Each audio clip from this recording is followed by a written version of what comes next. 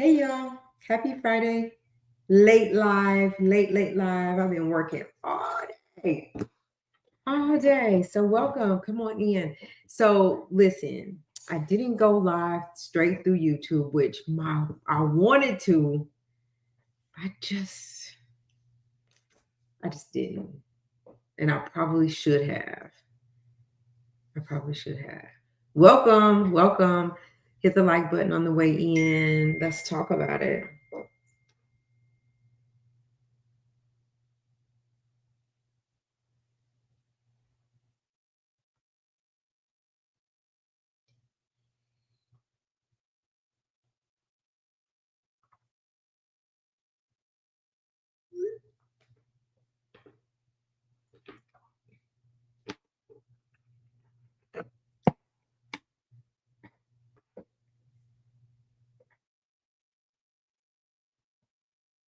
Who's here with me? Say hello. Thank you for hitting the like button. Come on in. Come on in. Come on in. I guess people are not getting my notifications. I'm wondering, should I just, before I even start this live, should I? Hey, Berta. Hey. Welcome in. Let me go get my iPad. I'll be right back, y'all. Come on in and hit the like. Let's talk about it.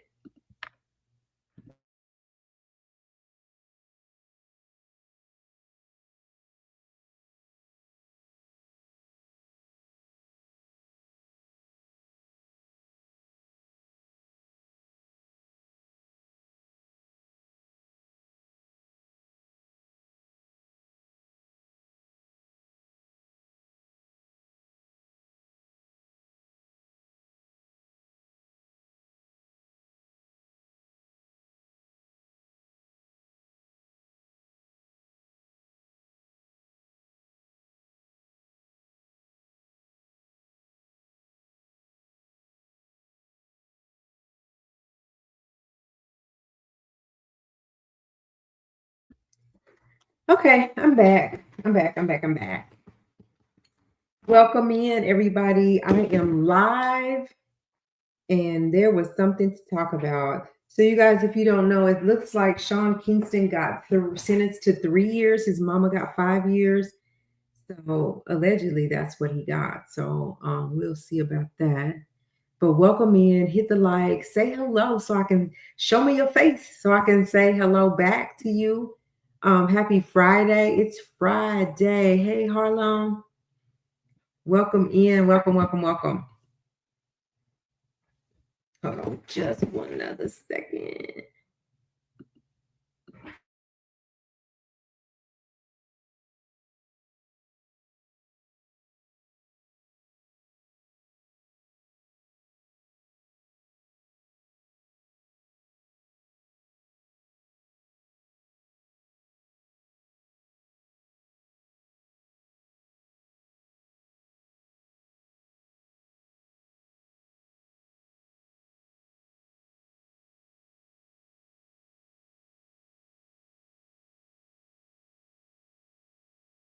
My mic wasn't on. Hey, Sharon Green, thank you for being here. Thank you for stopping by. If you're not already subscribed, you're welcome to hit that subscribe button. And also join as a member so you can be a part of the exclusive rooms as well. Who else is in here that I haven't said hi to? If I can't see you in my chat, hey y'all, hey. I was going to drop this link.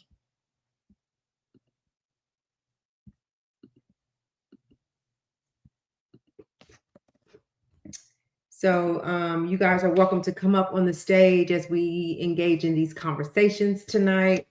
Let me let him know we are here. Harlem, as you see, I did not go straight through. There he is. I was just letting him know. Hey Montana. Hey everybody.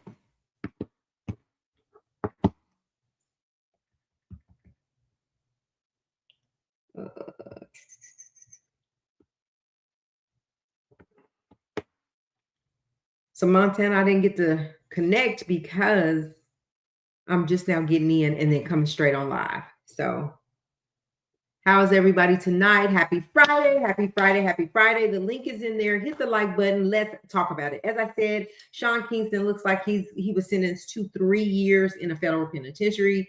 So, and his mom got 5 years. So just wishing them all the best. And as we know, also Wendy has been re-diagnosed again with frontal dementia, stemming from actual alcohol induced dementia, which actually in hindsight put her guardianship and all of her legal situation on hold. She's still under guardianship. Her guardian asked, can she continue to be her guardian, and she was granted that. And so we just wish Wendy the best. Again, there's I don't think that there's not anything medically wrong with Wendy. There are some things, but I don't think that she should be under guardianship. And we'll just continue to pray for her and hope the best for her, because when you see her out, she's doing well. And so we just hope the best for her as she continues this fight for her life, to be an adult, to be able to be an adult and control herself. Hey, Harlem girl. Hey, how you doing? I'm good. I'm good. Thank you for sending everything. Oh, you're welcome. Yeah. And again, so let's move on. So you guys, this THood situation has gotten more and more crazy. So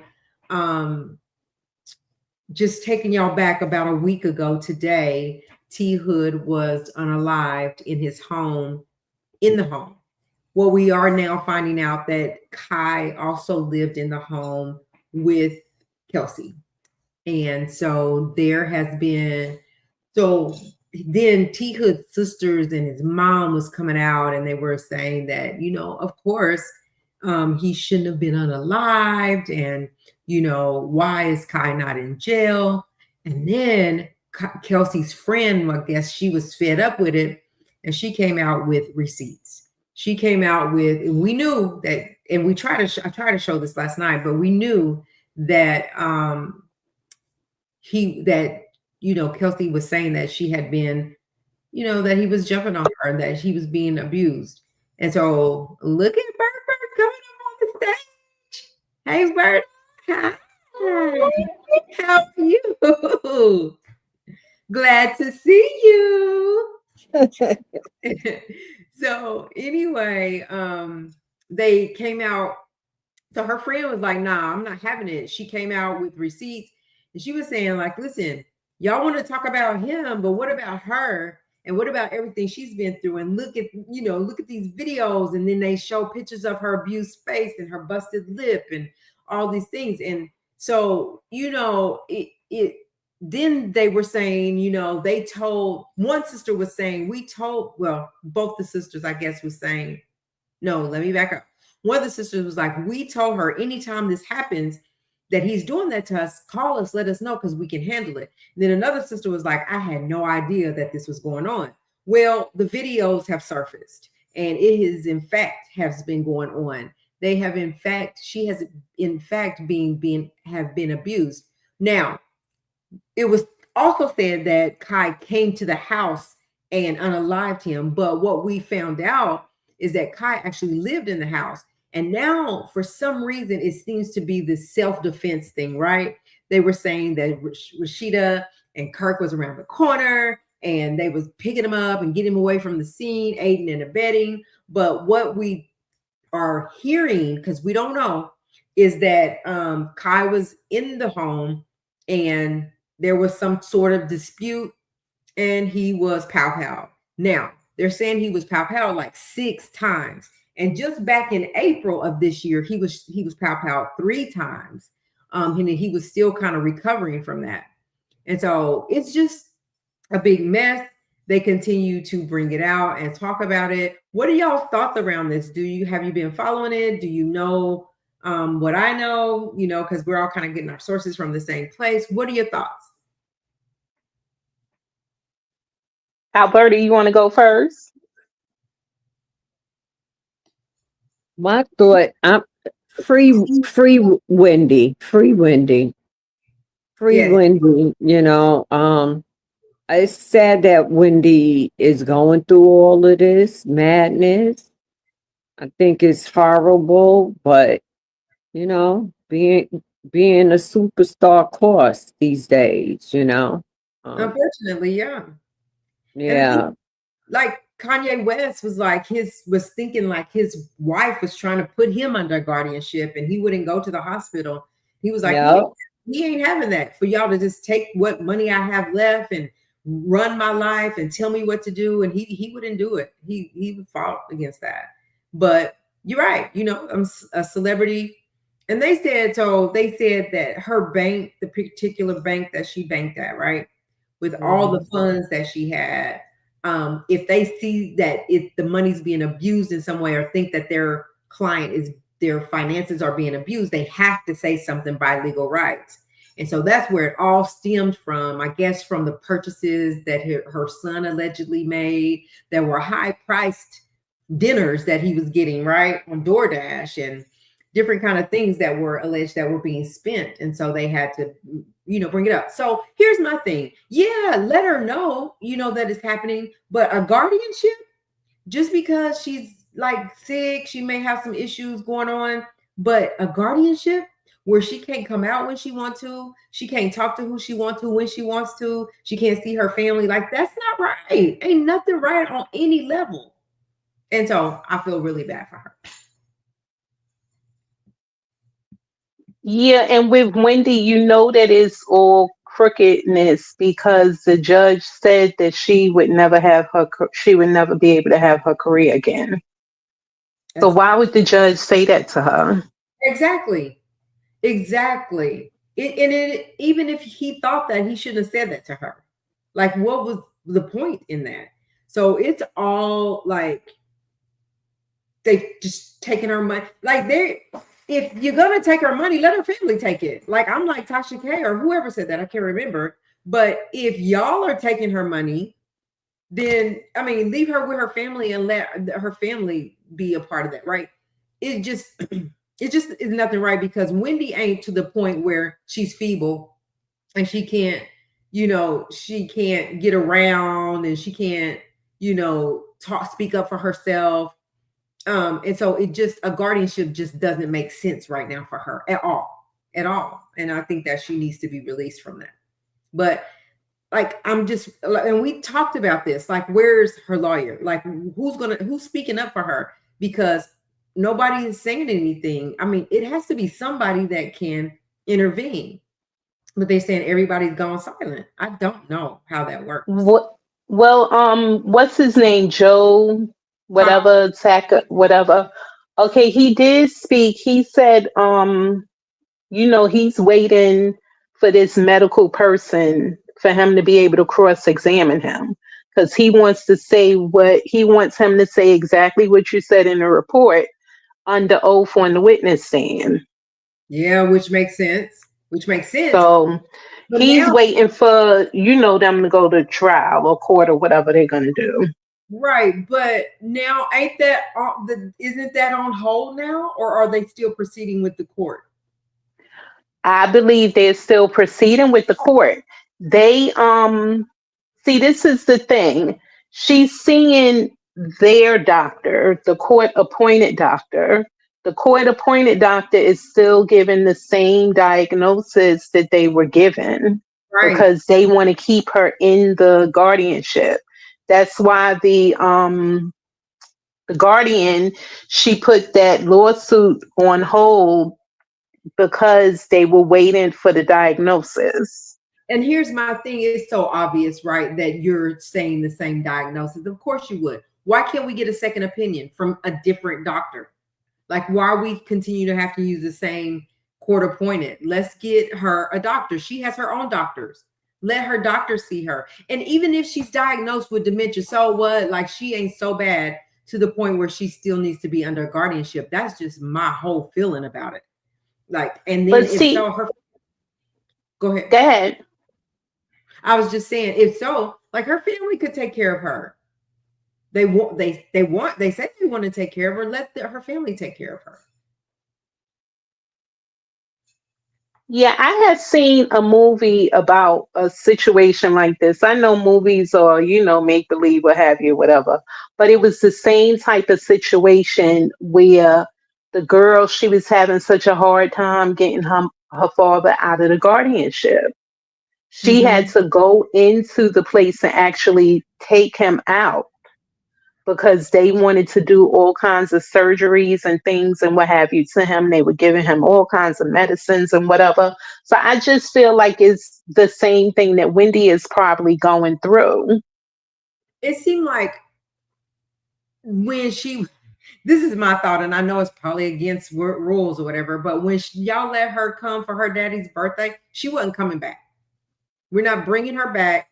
We just gonna keep her right here, and then we got our lawyers, and we're gonna fight against it. But right now, she's gonna stay with us. She's out. She ain't coming back. Whatever you got of hers, keep it up there. But she's not coming back. But I think that the problem with that is that they have a hold on her money. So how would they be able to take care of her if there was no income to take care of her? And then I don't know, of Right. course, with her, So it's a lot.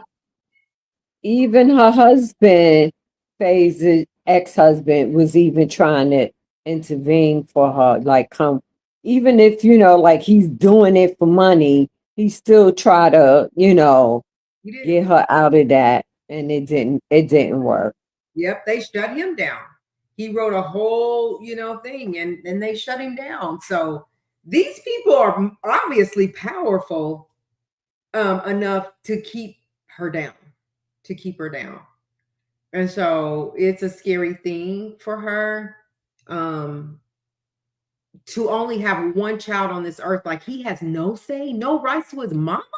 I would not understand that. I'll be tearing the whole building down. Y'all gonna have to tell me something. But I know you got to do things the right way. It just doesn't add up to me for her to be in that place. And it's something to benefit somebody else and not her or her family. That's how I feel. Yeah, it benefits the system. Yeah, not her, not her family. It's about the system.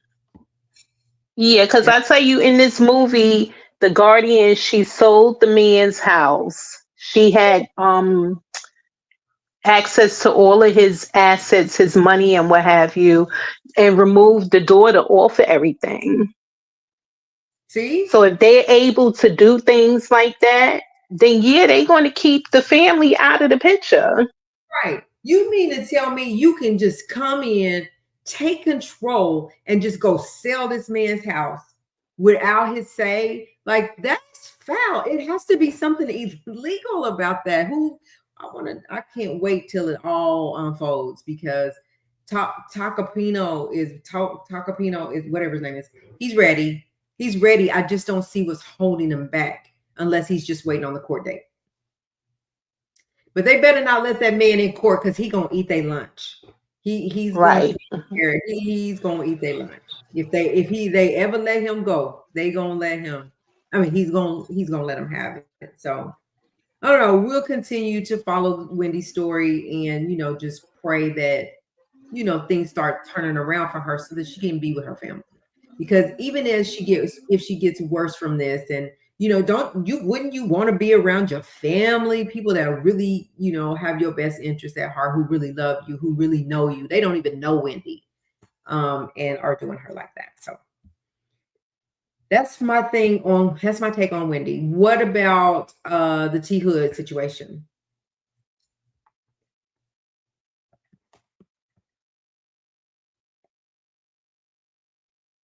Anybody? I'm sorry, Didi. Alberta, you got something you want to say about THood? Nope. Okay, so THood, did you hear all of what the best friend said? So it said to scroll down, but it wouldn't play the videos for me. So I heard some of it. I didn't hear everything. I heard where she talked about these other relationships, and that he was on substance, he was abusing some kind of substance that was worse than the white stuff, and it made him act a crazy way, and that he was seeing this other chick, right? And that he was even going into other hoods and getting drugs. And in this hood, he was like jumping on this other chick. And that's how he got pow the 3 times in April, because they wasn't having him jumping on a woman. And that's about the sum of what I heard about it. Okay, so you heard it all, yeah. Because I mean, his family has to be aware of the pattern of his history of what he was doing. If he got pow in April behind Mm-hmm, a female, and mm-hmm. then this happened, I just don't know if I want to call it self defense because he got shot in his back. Right. That's the problem I had. Okay. His stomach, though, too. They said he got pow in his stomach and his back, and it is added up to 6 times. 6 times. How are you? Oh, thank you, babe. How are you? Go back to me, and I mean, like to the shoe, to the power, the unaliver. How are you? If you're, how do you get pow in the back? So how are you able to defend yourself if you don't see it coming? Right. It's a lot with that. I'm just real confused. Like because in the stomach too. Like help me. I don't know. It's not enough. Some of the pieces to the puzzle is missing for me to understand, unless I'm just not getting it. No, that's the same way I feel. Like I can understand the stomach, maybe they coming at them, Yeah, but right. then in the back, In the if back, they turned around, how did that happen? right. If he took off to run, took off to get away, like that's not self-defense. How did it end up in the back? Like even if they said that him and Kyle had this physical altercation. I'm not even sure if that even happened. So really, we just don't have we don't have all the story to it. But like the friend was like, they told a lot. And then like this video right here with the sisters, THood sisters share a video of Kelsey Frost going off on him, accuses her of being the aggressor. So let's look at this real quick. And did you send this one? I don't know. I might have. I sent you so much stuff. You did.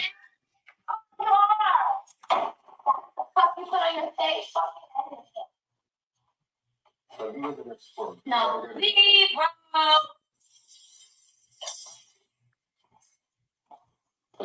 Yeah, that's no.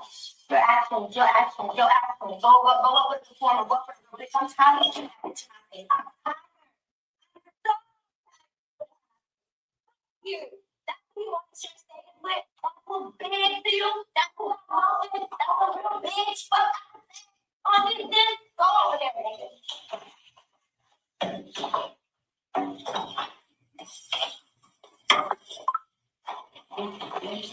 All because I am. Fuck out of my face. Fuck out of my face. You know how long the fuck we bring her out for, bitch? Fuck you.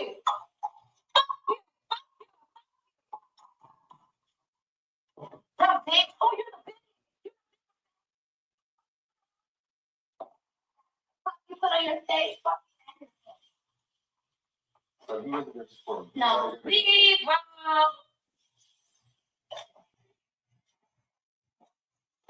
Yeah, that's no. Your actions. Go up with the camera. So here's my thing about that. She was just running her mouth. Like she didn't put her hands on him. Did you see her put her hands on him? No. So they're trying to say that she's the aggressor, but all she was doing was just talking crap. Hey, Bad Bunny. After. So I mean, I could see like So this video that his sister put out. This came after the friend put where her face was messed up, where you literally saw him come in the room and drag her and take her. You know what I'm saying? So this is not. I mean, she probably talking crap, but she not hitting him. And then we have also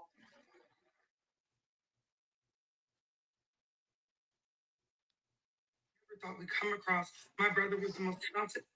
Kurt and Rashida Frost are shaking. And no, it doesn't have anything to do with Rashida rapping on a mic outside. This has something to do with a crime story. So, an Atlanta rapper named THood was in a relationship with Rashida's stepdaughter and Kurt's biological daughter, Frosted J, Kelsey Frost. Well, this young lady they are saying might have been the reason why his life was lost in his Georgia home a day or so ago. There's a lot to the story. Stay with me. Let's talk about it. First of all, I want to clear up who this is. When they speak about him, they say that he is the Percolator rapper. This is THood's song Percolator, not to be confused with the famous song from 1992. It's time. That would be this, and that's by Cashmere and the Dream Velvet. It's time for the Percolator. It's time for the Percolator. Those are not the same songs. This is a young Atlanta rapper. He's 33 years old. So this is THood and Kelsey. And although I had not particularly heard of this song, I know Atlanta. This probably was making its rounds and he probably was on his way up. Now, the rapper and Kelsey were in a relationship for a long time. They were at the house, allegedly. They are saying that they got into an altercation. She supposedly called her brothers, her oldest brother, who is biologically just Kurt's, and then her younger brother, who is Kirk and Rashida's, okay? She called her brothers there. Her brother, who is Kirk and Rashida's, this young man right here who we had seen on the show. I've seen him on Love and Hip Hop so many times. And then this is Kirk's older son, okay?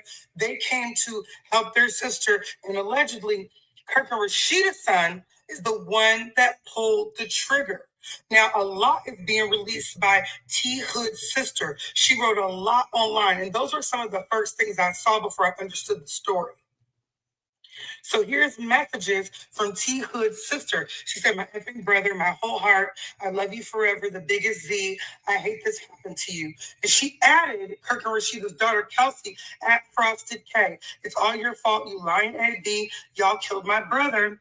She said, listen, her name is Lil Shawty playing with them racks. She said she got to duck her taco for life, which means people are looking for them. Okay, people are looking to harm them on behalf of THood. She continued here. She continued a lot. I can't believe you gone. My mama firstborn, man. You were supposed to be here with us forever. Life changed when dad passed. Now I'll never be the same. Heavenly Father, please wrap your arms around us in this moment of life that we never thought we'd come across. My brother was the most talented. Kurt and Rashida Frost are shaking.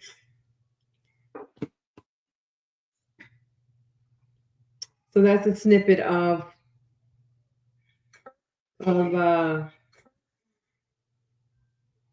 just come. So basically, here's what I'm thinking.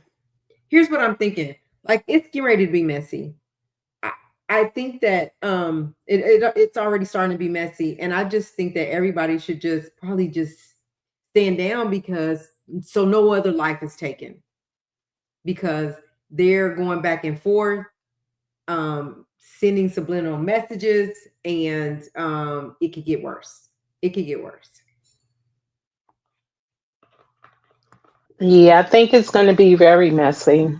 Yeah, and it could be bad. Like we don't want anybody else's life to be taken. It's right. It's sad that he had to go that way, even if it was a physical altercation. Even if it was DV, like if it was DV, call the police, let them handle it, take him to jail or whatever. But I just don't feel like anybody's life should be taken. But so now there's other threats coming out. They're saying like on THood's side, people should be watching their back. On the other side, people should be watching their back. And it just never turns out good like that. It just never turns out good. And there's a lot to it. It's not just Kelsey and THood, right?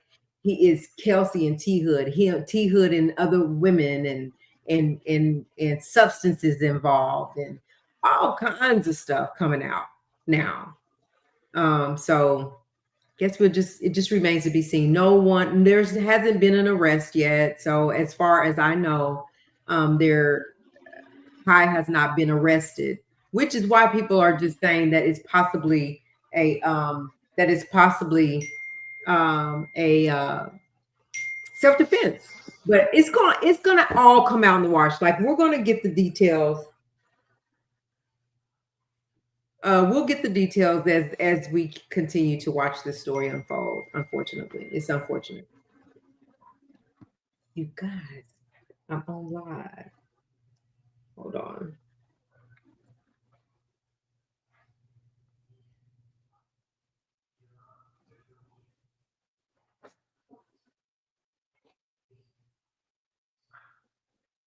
Hold on, y'all.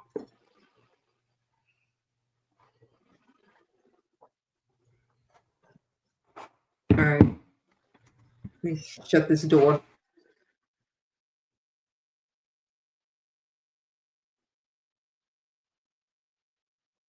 All right. So if we're done with that, we can move on to the next. We have a lot of P. Diddy lawsuits that we're going to talk about. What's so crazy to me is a P. Diddy Kim Porter lawsuit. Like, that's crazy to me. That is crazy to me. So let's do that one first. And I hope I can read it because it's handwriting. Let's see if we can get it up here.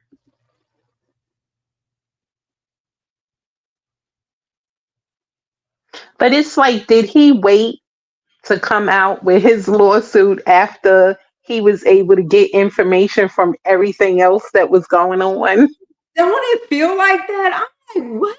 Do what now? I don't get what you're saying here. I need you to help me understand. Can you come on? I can't reach it. Thank you. Thank you. Okay. Let me see. Let me get it. He is, where's the Kim Porter one?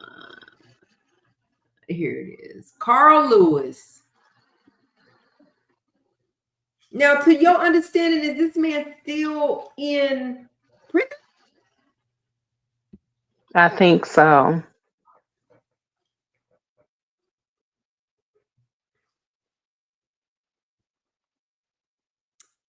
All right. Let's see here.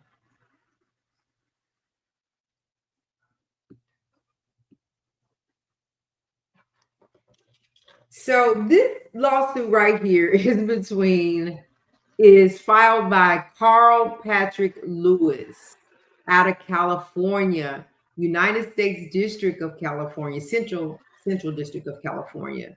The plaintiff is Carl P. Lewis. The defendants is Sean Combs and Kim Porter. Previous lawsuits, they asked, have you brought any lawsuits to federal court before? He says no. If your answer is yes, keep on. So that's that page. Wait a minute. Oh, okay. Not applicable, but applicable. We'll go on.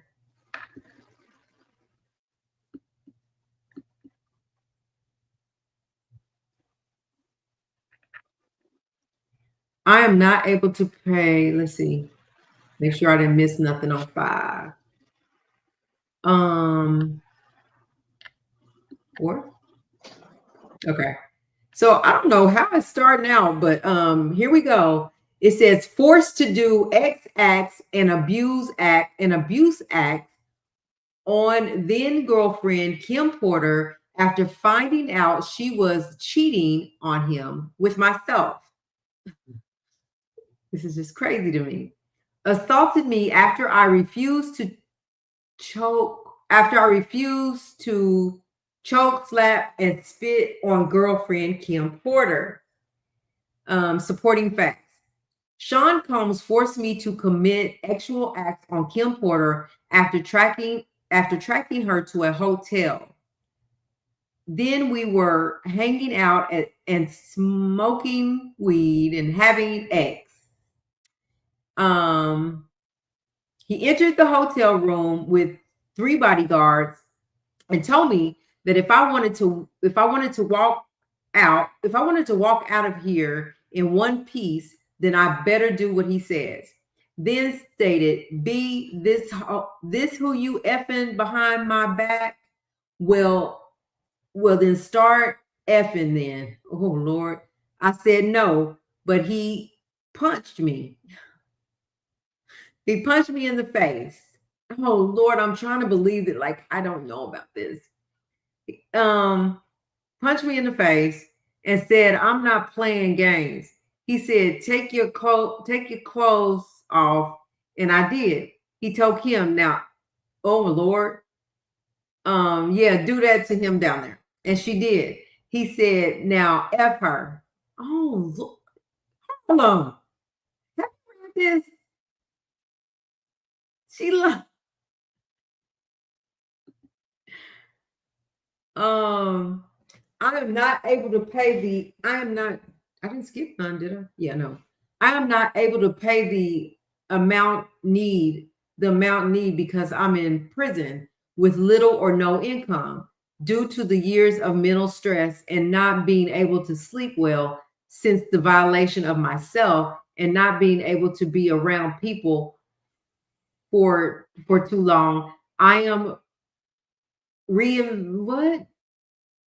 I am refocused something. Oh, I am requesting that the defender be held accountable for the pain he caused me. Kim Porter saved me a drink she had gotten from Sean Combs. Kim Porter gave me a drink she had gotten from Sean Combs, and I could not move after drinking. And I could not move after drinking the drink. Mr. Combs pulled out his private part and started pleasuring himself while Miss Porter performed oral. Then I passed out. Sean Combs told me that I thought you was passed out. Sean Combs told me that I better not say anything. Left $2,000 on a nightstand. They all left. They all left the hotel room. My private was in pain, and I had a black what? A black what? Y'all, I got to get that fly. Hey, fly. And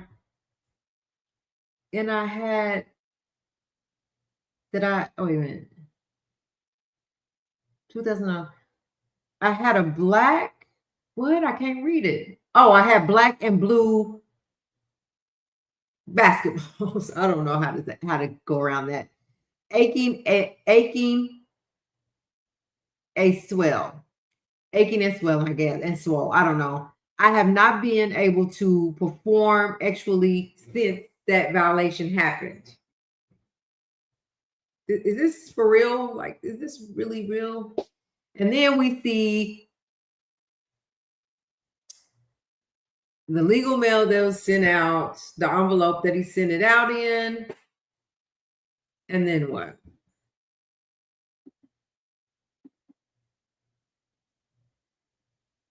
Now, that was the end of that.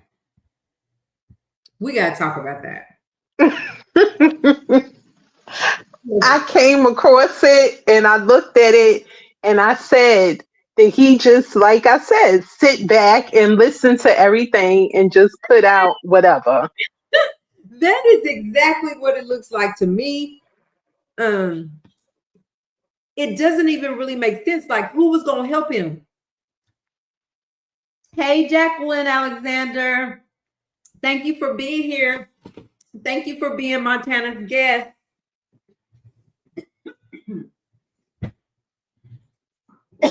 Sorry, y'all. We appreciate you being here tonight. If Albie Shore was to hear this thing here, Oh, he gonna get wind of it. He is going to get wind of it. The crazy part about it is it does with Harlem. It's down. I'm trying to eat and talk. I don't like to eat on the camera, and I work late. But it sounds like what you said, right? He sat down. He done heard everything. He took a little bit from here and a little bit from there. Oh yeah, I better put the drink in here so I can say I passed out. This is just my opinion. It just doesn't sound appropriate. So I guess my question is there nowhere in prison where he is that could help him get legal forms to do it legally? Or does he have to obviously, I guess he has to handwrite it like that, but it just doesn't seem like right to me.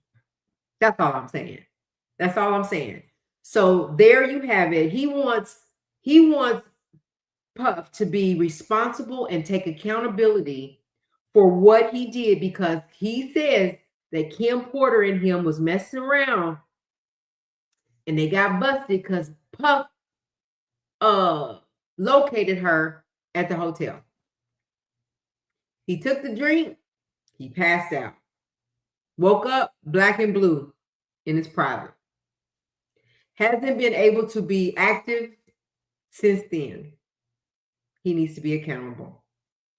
That's the end of it. Like that's the lawsuit. right. I don't know. So we're gonna move on to the next one.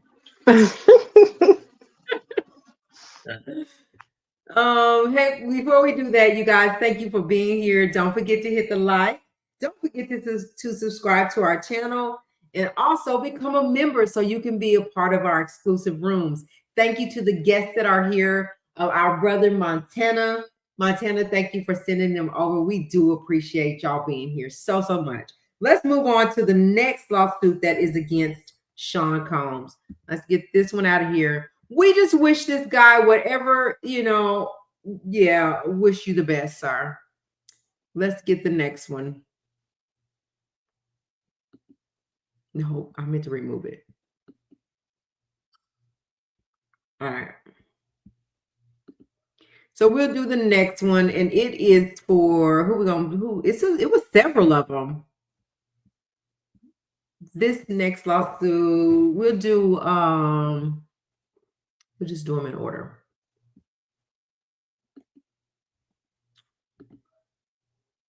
Upload. Clayton.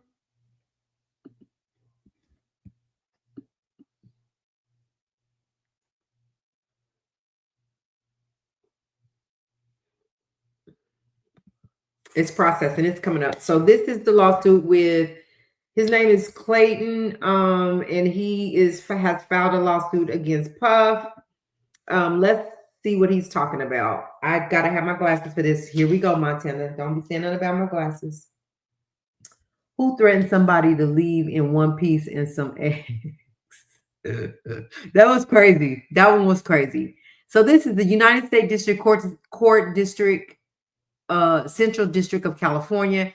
Clayton Howard is the plaintiff, and the defendant is Sean Combs. To the honorable court and all parties, plaintiff Clayton Howard, appearing pro se, respectfully moves this court for an order permitting withdrawal of his application for leave to file case under seal.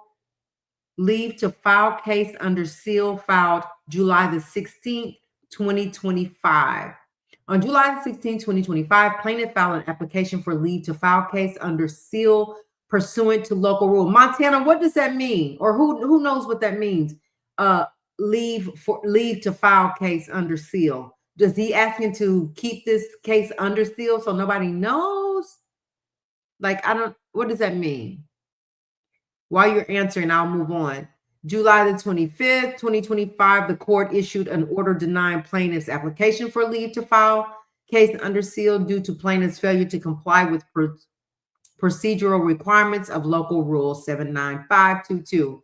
Plaintiff now seeks to withdraw of application for leave to file case under seal on July 16th, in its entirety and remove it from the court's docket. Oh, plaintiff will consider refiling as his counsel is now appearing in this case. So first he was coming as pro se. He was going to defend himself.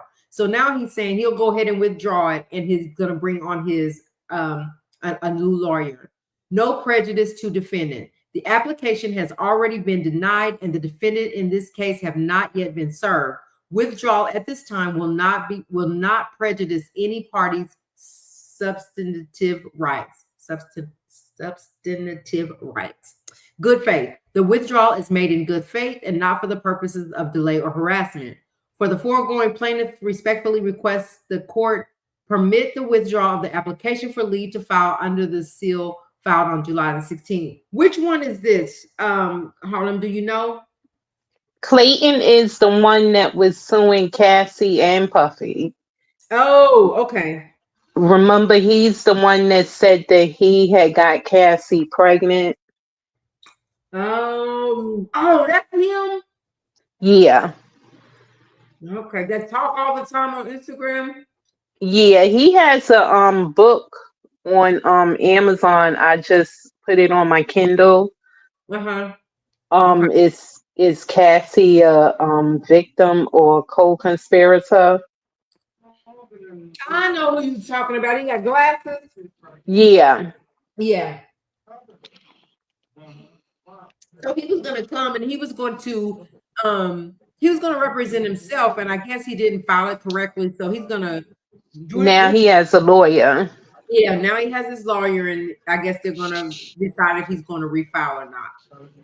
Yeah, and I also wanted to say he has written a letter to the judge on Puff's behalf for him to be released. Oh, really? Mm-hmm. He is going in on Cassie. Like he is going in on Cassie bad. What you was asking me now? I was asking you what did I took it off, but I was wondering what did he mean when it said to he was requesting to something. Let me pull it back up.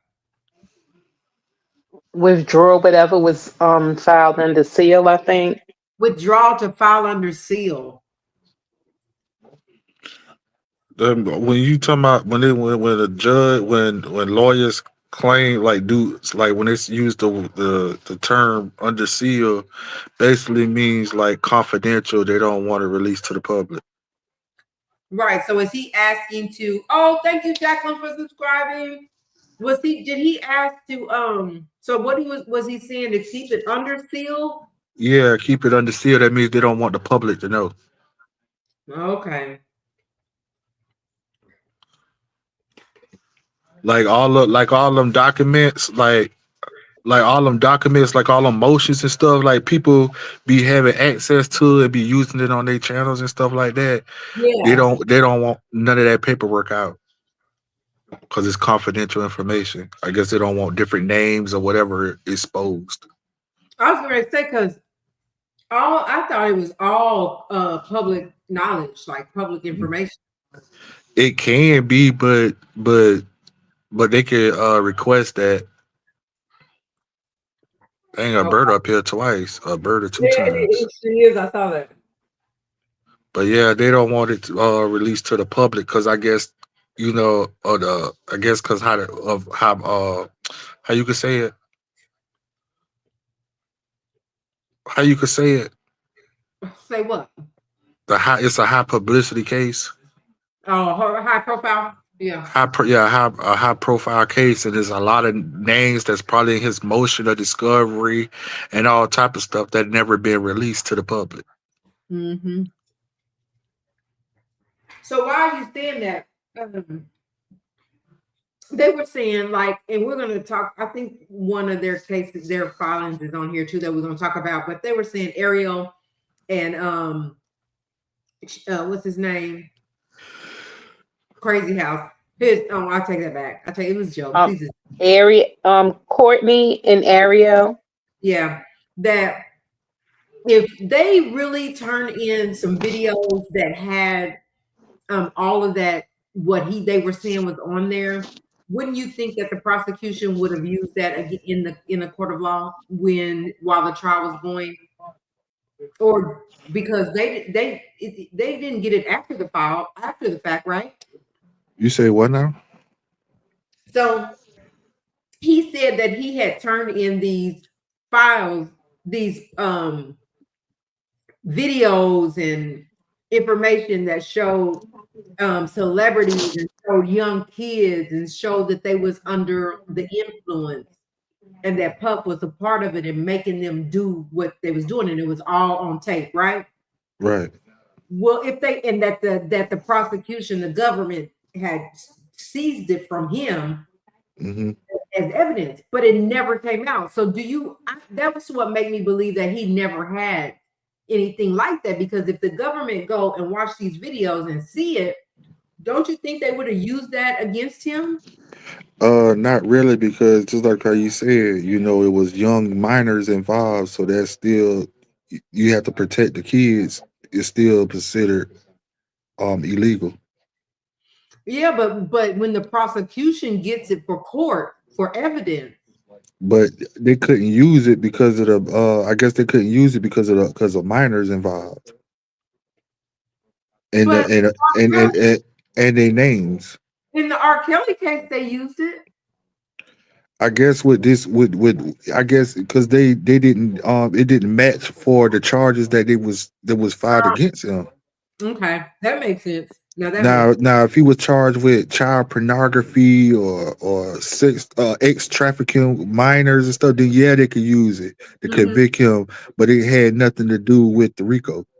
Okay, I got you now. That makes sense. But then they could, if it was a case of them having tapes of minors or what have you, child pornography, whatever, they would have did a superseding indictment to add the charges. Right, Right. he'd have been charged with that too, but they didn't want to present that because of the minors and the names that was, they have to put their names down, their legal names, and then the public getting paperwork. So what if the public get that?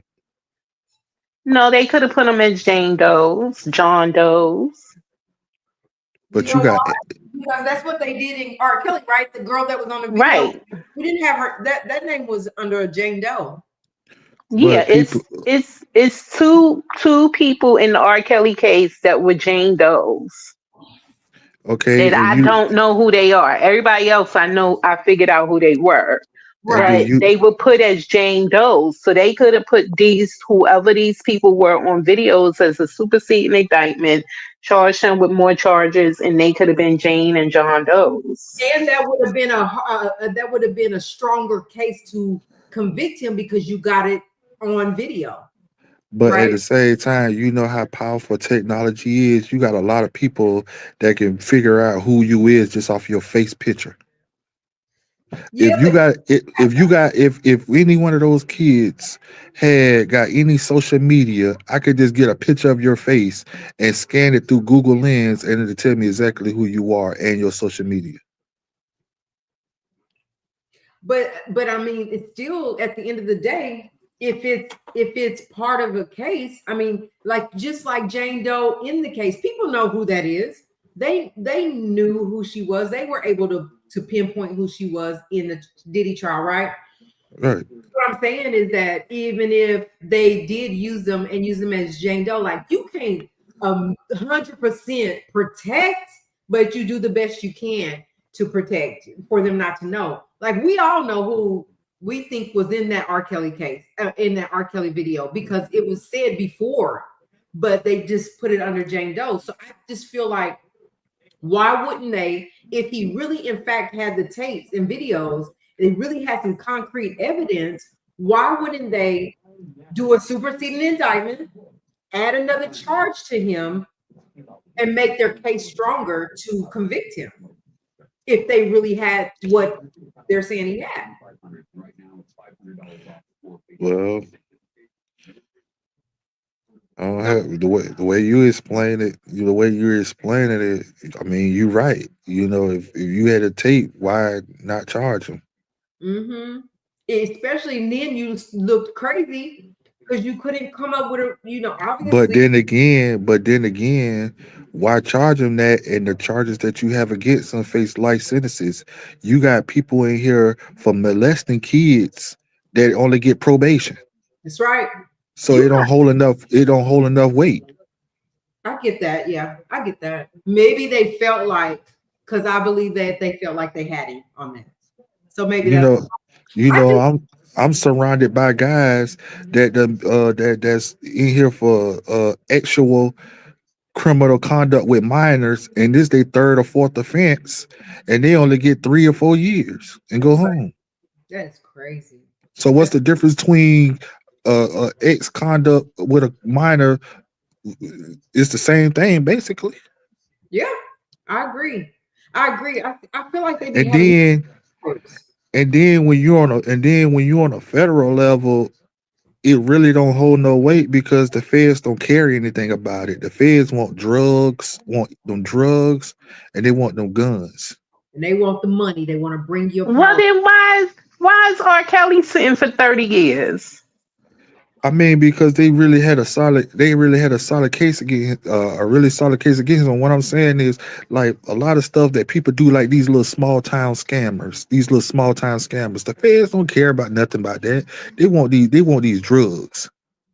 They want that fentanyl and all these other drugs and these guns off the street. And they also want predators on children. Because let me tell you, if I guarantee you that if Courtney would have presented something that showed little kids on that, like he said, I guarantee they would have done something about it. But at the same time, if they had that tape, like you said, if they got that tape, it's not under federal jurisdiction because that's a state level charge. Only time it's a federal offense if it was a trafficking or if it was say X crimes across the internet. If it was X crimes across the internet, then yeah. Like if he was dating messing with him, on the internet, then yeah. Yeah. Hey, corporate, thank you so much. And thank you for being here tonight. I appreciate you so, so much. Yeah, so I get that. But so what I'm hearing you say, Montana, and you could correct me if I'm wrong, is that, yeah, while they do care about the underage stuff, what they really want is these big kingpins, right? Yeah. That they can bring down. Well, that's what they believe Diddy is. That, I mean, this is a powerful black man that they But wanted. they can't prove it. They If they can't had videos, they could. they couldn't prove it because he had his music industry and the business that he had to make his money look good if he was. But listen, what I'm saying though, if Courtney had the videos that had Diddy on the videos doing what he do with these kids, they allege he did, Hmm. and celebrities there, and it's all on this video. You can see his face doing, and Hmm. he's doing whatever they're saying he's doing. You don't think they care about that because this powerful black man, I need to take his power from him? No, they don't care about that because at the end of the day, just like I said, if we was to charge this man, convict him, what he gonna get? 3 months probation? Well, 3 months in jail or 2 years probation? Nah, we want to get him out the street. We trying to find a solid case to get him a life sentence or at least 30 years. Mm-hmm. We don't care about the state level charges because what that is state level charges. Those are nothing, those are not federal charges. Okay. I get it. I think what my whole point is I just wanted to know, I still want to know, like, They're did just like, go ahead. I still was just wanting to know, did Courtney and the warm Ariel, do they have in hand what they said they had in hand? That's really what I'm trying to figure out because it doesn't feel like it. They're just like with me, right? Let's hypothetically speak like with me, right? Say for instance, I got caught with uh 3 kilos of 3 kilos of the white stuff. I got I'm charged with 3 kilos of the white stuff. I got 3 or 4 murder charges or whatever they could stick me to. And then I got another charge of assault first for slapping somebody in the face with a shoe. Uh-huh. They don't care about me slapping nobody in the face with the shoe. The only thing they care about where they got me with them 4 murders and them kilos. So that's how that's so with that sex tape, that's how it was with the feds. So I guess it was different for R. Kelly then, if you're saying that, because Well, yes, with R. Kelly case, R. Kelly case was surrounded by him messing with minors. okay, you're right. I get that. So they was putting everything they had with him messing with kids and all to put. I see what you're saying now. I sure get it. So basically, that's not what their motive was with Diddy. Yeah. Because really, I didn't really hear about Diddy messing with no underage kids, girls. Maybe young, but not underage. I haven't really heard But that. you get my perspective. What I was, hypothetically speaking with me. Now I get it. When you put it like that, yes. So that makes sense. And they were trying their best to get him the 30 to life, or whatever. It just didn't work. Yeah, I get it. All right, so we're gonna move on to the next one. We have another one here. Let me see.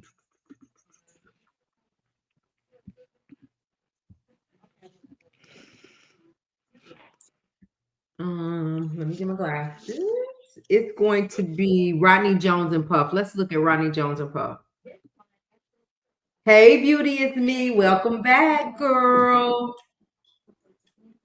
Hey, beauty. Thank y'all so much for coming in. Is it up yet?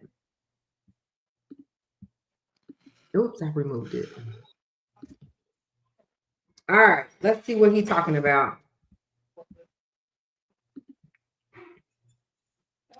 All right, so Rodney Jones and Sean versus Sean Combs.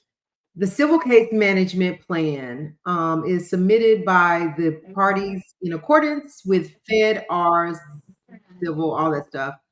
All parties to conducting all further proceedings before a United States magistrate judge, including motion and trial. The parties are free to withdraw consent without, we already know that. The settlement discussion taking place.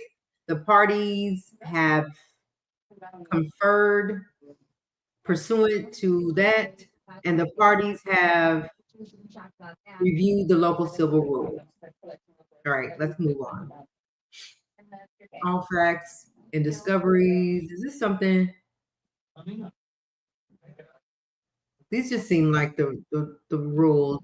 It's not telling a request admit shall be served.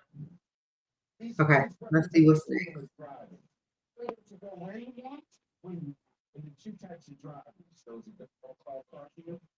Oh, wait a minute. What is this? So is this not? It's not telling us nothing here, right? This order may not be modified or dated. What is it? Initial pre-trial conference. Oh. Okay, let's go back.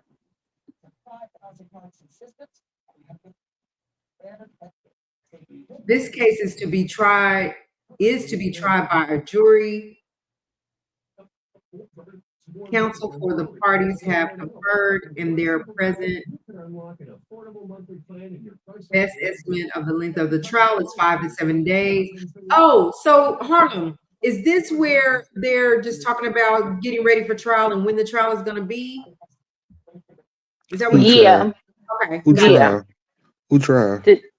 So this is for the Rodney Jones versus Sean P. Diddy Combs. Rodney is claiming that he alleges that Diddy owes him a lot of money, and that he also actually abused him. There was some extra assaulting. Yeah, this is against KK too. Christina Karam. This is the one. Even though KK won, they had dismissed one. Rodney still stand, and there was some that Rodney had filed that they did dismiss, but there was some, and this is it that stood, and this is against Rodney Puff and KK in this one. And so they're just letting us know that that it should be tried by a jury and that it would probably last about 5 to 7 days for them to come to a resolution in this, but they're wanted to be tried in front of a jury, which is crazy. That's good. So that means KK is gonna have to show face. Somebody need to take Harlem laptop Wow. Why? because she be coming up with some paperwork. We love it. We love it over here. We love Let me find out you wrote that statement, Harlem. it. Listen, I did not write that statement. Hey, I ain't never heard nobody threaten somebody talking about leaving in one piece over some eggs. yes. Who threatened somebody? Like, Yep, that's what he said now. That's what he said. I was like, this just sounds like this is so comedic. Harlem wrote that. I It, did not write that. You know you wrote that on your lunch break today. Whatever. me. So yeah, that's all this is. It's just to say that they do plan on moving forward. It was filed on on August 1st, 2025, and so they will be going to court and they will be having a trial in front of a jury. That's going to be interesting. That's going to be interesting. All right, so we can move on from this one. Oh yeah, another reminder. Hernandez Govan showed up to court yesterday, and his trial will be Monday, and cameras and everything are allowed to be in the courtroom Monday in New York, in Memphis. Memphis. The dude who orchestrated the murder of Young Dolph. Yes, yes, yes, yes. So it is going to move forward. They are going to move forward. Yeah. We got to keep our eyes open for that.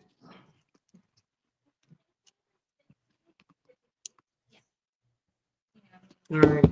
Let me do this. All right. So we're going to move on to the next one. Monday, we will be definitely following that. And we will, Monday evening, we'll talk about the opening arguments and everything on that.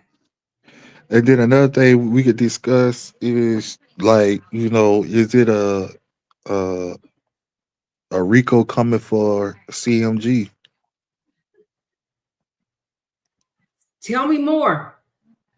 Because when the first guy that went to trial, one of the shooters that's already done went to trial like October of last year, Justin Johnson, Right. he went to trial and lost and got a life sentence. But in the trial, one of the co-defendant that was one of the shooters with him said that your Gotti brother Big Juke, the one who got killed last year, Uh-huh. put out $100,000 hit on Young Dolph, and that money was paid from CMG bank account, record label. Ooh. And then Yo Gotti paid for one of the co-defendant lawyers. Ooh. That's gonna be good. And I don't have to say allegedly because it was facts. It was brought up in the courtroom.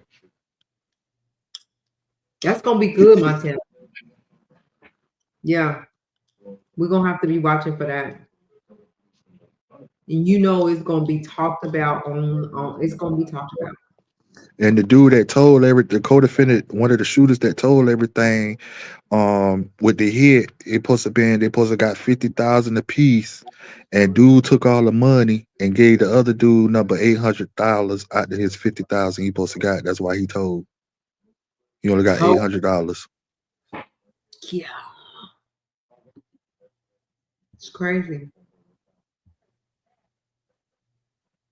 These were some dumb criminals. They had him on camera. One of the shooters, they had him on camera from the cookie shop, that Dolph got killed at. He had on the same outfit for 3 days. After you done killed somebody in this outfit, you keep it on for 3 days where they caught you in this with the same outfit on in a hotel and all.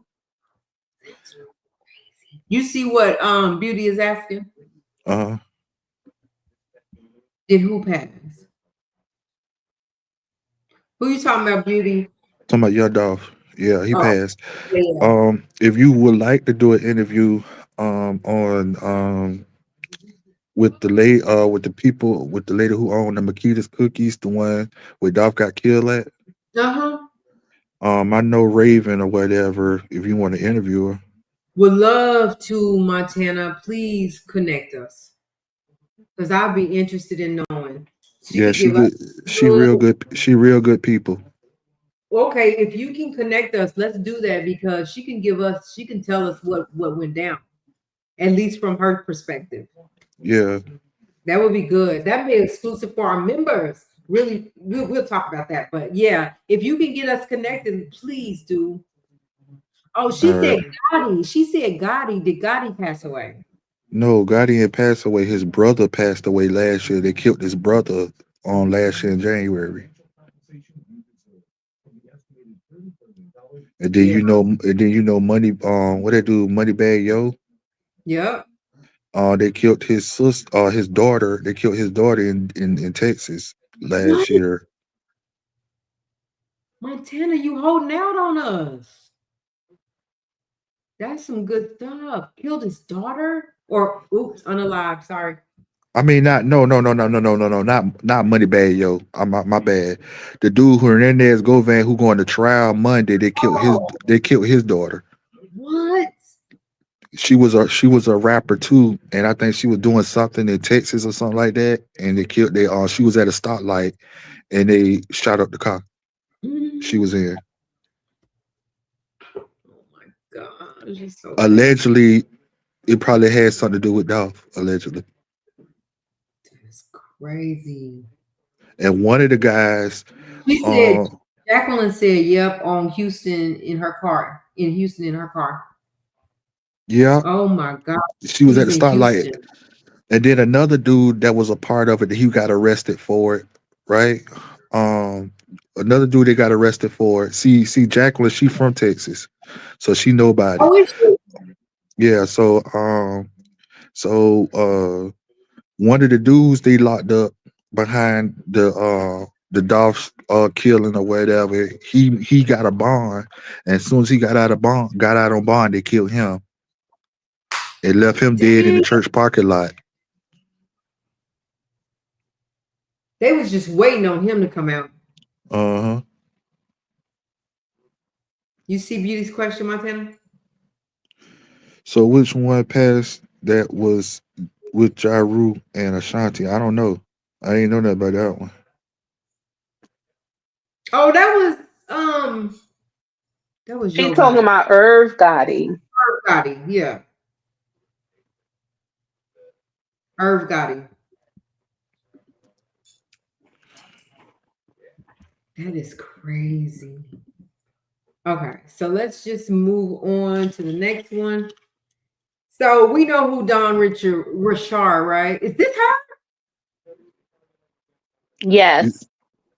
Okay, so pursuant to federal rules of civil procedures, the plaintiff and her counsel hereby give notice that all claims asserted in the First Amendment complaint against defendant Diddy's house recording studio, Bad Boy Entertainment LLC, Bad Boy Records LLC, and Bad Boy Entertainment Holdings Inc., Bad Boy, all of them, out of that, UMG, are hereby voluntarily dismissed without prejudice. The caption in this act, what happened?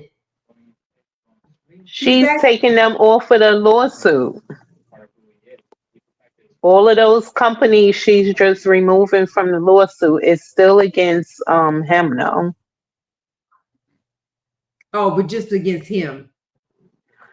Yeah, but I was trying to find the lawsuit because I thought that she had MTV listed on there too. Yeah, I don't see them on there. Yeah, I thought the So, original one she had MTV listed. I was trying to find it real quick.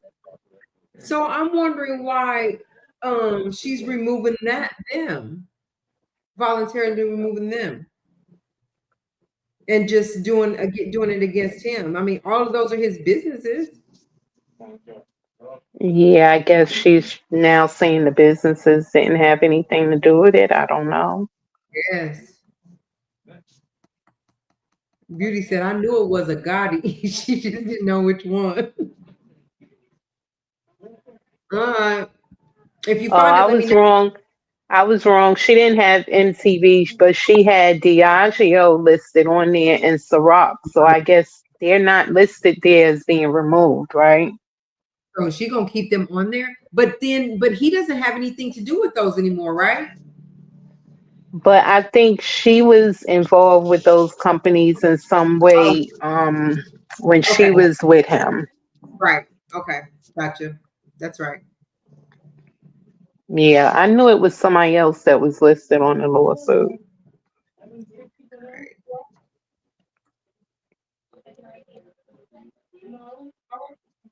All right, who we got next? Anna Kane. Tell me who Anna Kane is.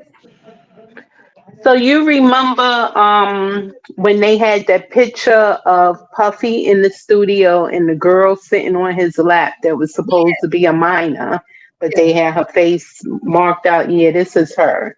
Okay, I remember, and she had the don't What Shannon come. was what was the girl that was a fake came out with the store with the story trying to say that she was the girl? One, and she was the one laying on the table, and they Right? Yeah, her. uh, yeah, where's she at? Where you I at, don't, Guam? I don't know where she at. Where you at, Guam? Okay. So Jessica G. Clark, United States District Judge. The court has received defendants Sean Combs and Harv Pierre defendants letter motion seeking a stay of discovery pending two appeals presented before the Second Circuit. Parker versus Alexander, number 254487, and Doe versus Black. All those involve the question of whether the 2022 amendment of the VGM VPL is preempted by the New York State Child Victim Act and Adult Survivors Act. Defendants seek a stay because, depending on the deposition of these appeals, plaintiffs' claims and this entire action could be extinguished as time barred. Plaintiff opposed to stay, arguing that the case has already been stayed for over a year to accommodate Mr. Combs's criminal trial and that a further delay would unduly prejudice her. Given certain procedural and factual differences between the present case and other cases in this district in which proceedings have been stayed, the court finds that it would benefit from a conference with the counsel to better understand their respective positions. Accordingly, counsel shall appear for a conference before this court on September the 4th, 2025 at 12 o'clock p.m. in courtroom 11B of the Daniel Patrick Moynihan United States Courthouse, 500 Pearl Street, New York, New York, to discuss the motion. Proceedings shall remain stayed until that time. So what does stayed mean? Is it on pause? What does that stayed mean, Montana? You said what now? You ain't listening to me. I am listening to It you. said proceedings shall remain stayed until that time. What does remain stayed? That means it should still remain. That means whatever the judge call or rule on, that's what he say stay or Okay, so he ain't gonna change nothing right now. yeah. I got you. Got it. Okay. Whatever he chose previous, that's what he's standing on. He ain't overturning nothing. Okay, so basically they will hear this on September the 4th. So that's coming up pretty quickly as well on this one. So we'll be hearing more on that. And I'm sure Interstate Press will be keeping us posted because they up in there. He is up in there every day. All right, so that's that one. I'm interested in knowing is because wasn't she alleged to be the underage girl, the only underage girl that I can recall? Wasn't they saying she was underage, Harlem? Yes, and she was transported because she was taken from Detroit to New York. I think it was Detroit to New York. On the plane that the other girl said it was her on there. He Right. said she reported. Yeah. So I anyway, just I just seen Beauty comment. She said I knew it was a god. Well, Beauty is not God. Well, we can't prove they can't prove it's Gotti, but we can all agree that Gotti knew the whole time who did it and how it happened because ain't no way your brother did this and he a part of your label and he ain't tell you about, hey bro, I just put 100 bands on Dolph or anybody in his camp. You can't tell me your brother ain't had this conversation with you. You probably could have said, hey bro, that's on you, leave me out of it. Is anything you could have said, but that man told you what happened. that's crazy to me, Montana. And they just killing up everybody that's And connected. and that money was used out your label account, so you knew what was going on. But they just can't prove it. Can't prove it. Let me see if I have any more. We got Burgess. Did we do Burgess yet? Mm, did I sing you Burgess? Yep, I have it. Oh, that's the one against that Puffy did against the two of them. I think so. Let me see. Okay, yeah, So, so this is the one for the 100 million. yeah. Oh, this is the 25 pager. Mm. Lordy. Let me see.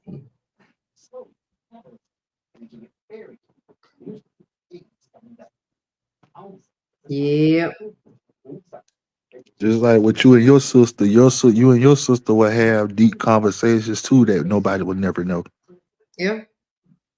So that's how. It's true. I'm trying to build myself up to read this because I think it's like a lot. Let me see if we have another one though before this one. Oh, I can't stand a All right.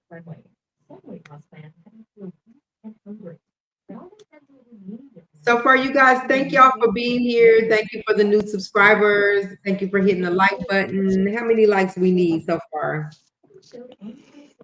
I can't see because I'm on the panel. Yeah, I can't see it either. Let's see.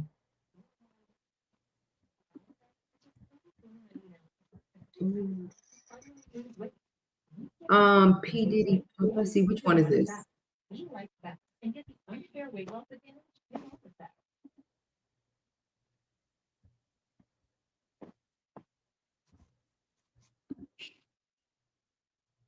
Oh yeah, this is the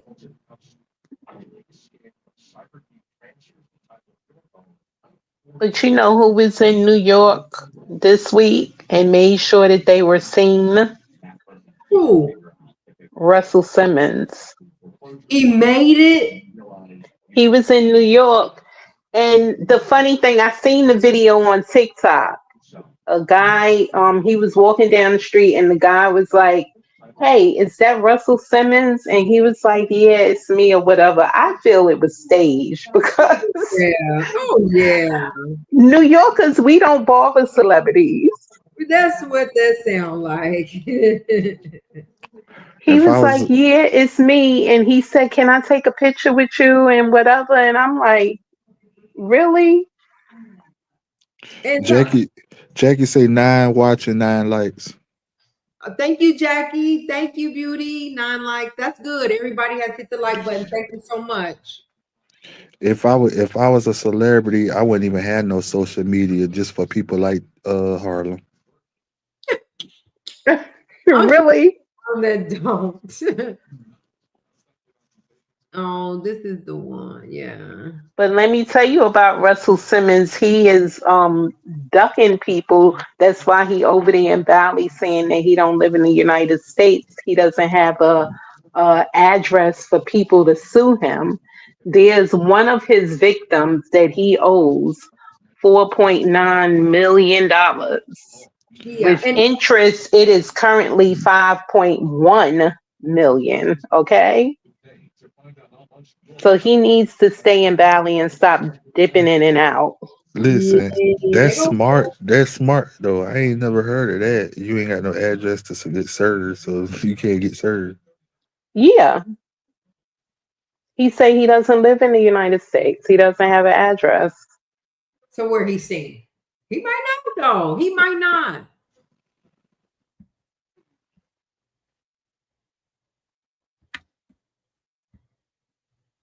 Is this long?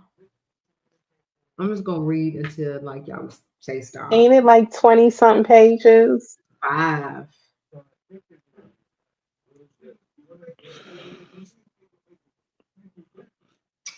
Where the heck is April at? I haven't seen April since the last time. I wonder where is April. I knew you'd be looking for her soon. She'll be back tomorrow. All right. She might pop up on the stage in 10 minutes. You never know. April just be popping up. Sean Combs versus Courtney Burgess, Ariel Mitchell, and Next Star Media, which include News Now Nation, News Nation. Yeah. Plaintiff Sean Combs and by and through his undersigned counsel, Shar, is that her name? Tremonte, for his first amended complaint against Courtney Burgess, Ariel Mitchell, Next Star Media, News Nation, collectively alleges as follows. The case is about defendants' willful schemes to fabricate and broadcast outrageous lies concerning Mr. Combs, and then to leveraging those falsehoods to enrich themselves, gain social media fame, promote their brands, strip Mr. Combs of his reputation and livelihood, and jeopardize a fair trial. Whose is that? Who's TV on? Is that George Martin? My bad. That's me. Oh, okay. Social media. What is that? Something, including but not limited to defendant Burgess and Mitchell, have for over years been fueling a media frenzy, fabricating outlandish claims and stirring up baseless speculations about Mr. Combs, vying to outdo each other in a shameless competition to draw attention to themselves, with no regard for the truth. In this painful spectacle, all pretense of objectivity has been abandoned as a global audience feast at a all-you-can-eat buffet of wild lies and conspiracy theories. Defendants Mitchell and Burgess are among the worst perpetrators in this offensive scenario. They eagerly court every opportunity to broadcast blatant falsehoods, pretending they have proof that Mr. Combs engaged in heinous acts, knowing that no such proof exists. That was my whole question. And that's what they're saying. Like, show the proof, and they haven't been able to. Defendant News Nation, rather than uphold standards of professional journalism and set as a bulwark against such social media fabrications, instead lent its credibility to an amplified defendant Burgess and Mitchell's lies, giving them a mainstream media platform to malign plaintiff for defendants' collective profit. As a result, millions of people have come to believe in the made-up evidence that defendants have falsely described and vouched for. The torrent of lies and the immeasurable harm and prejudice it has caused to Mr. Combs must be remedied. Defendant Burgess falsely claimed that he possessed videos of Mr. Combs involved in the SA of celebrities and minors. Defendant News Nation recklessly repeated and amplified his lies as if they were true, even though News Nation was aware that while he was spewing what he was spewing was probably false. As a result, Burgess's lies were rebroadcast on social and traditional media platforms that reach millions of viewers in the United States and abroad. Burgess's attorney, Mitchell, who was recently named in a complaint by the Florida bar based on allegations that she bribed a witness to corroborate accusations of SA against a celebrity, repeated those lies. Mitchell knew that her client's claims were false, or at a minimum was utterly reckless in disregarding their falsity. Because no such tapes exist, and because Mitchell never saw any video depicting Mr. Combs SAing anyone, adult or minor, Mitchell's many false assertions that Burgess possessed such videos were either knowingly blatant falsehood or recklessly false statements made as the direct result of Mitchell's inexcusable failure to investigate her client's outrageous lies.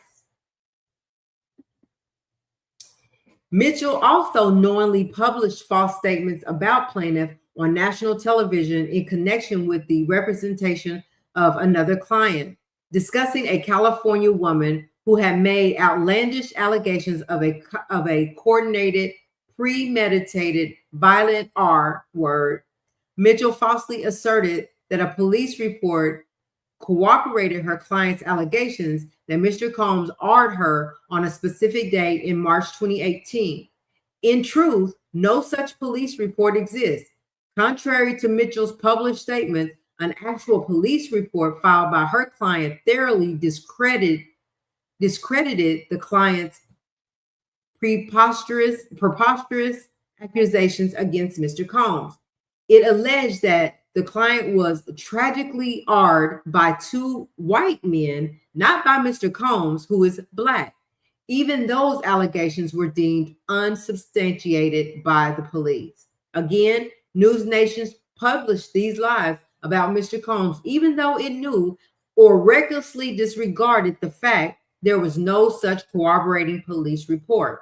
Burgess peddled his false and defamatory statements about Mr. Combs to promote himself on social media.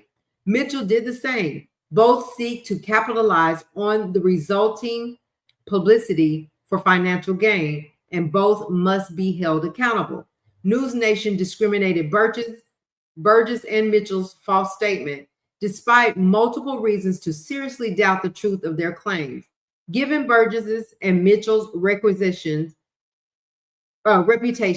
for peddling falsehoods, the outlandish nature for their statements, as well as publicly available information discrediting their claim, News Nation should have realized that Burgess and Mitchell's statements were inherently improbable.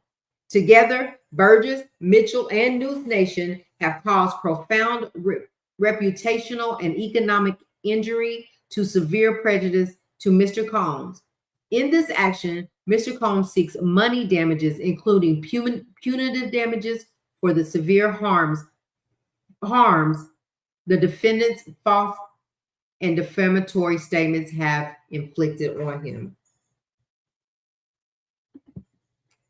Plaintiff Sean Combs is an individual who presently resides in Brooklyn, New York.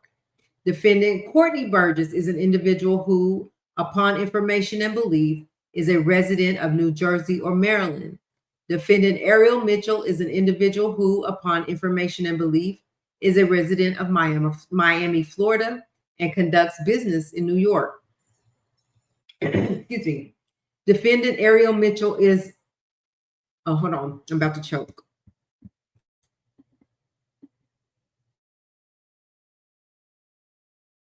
Please don't choke.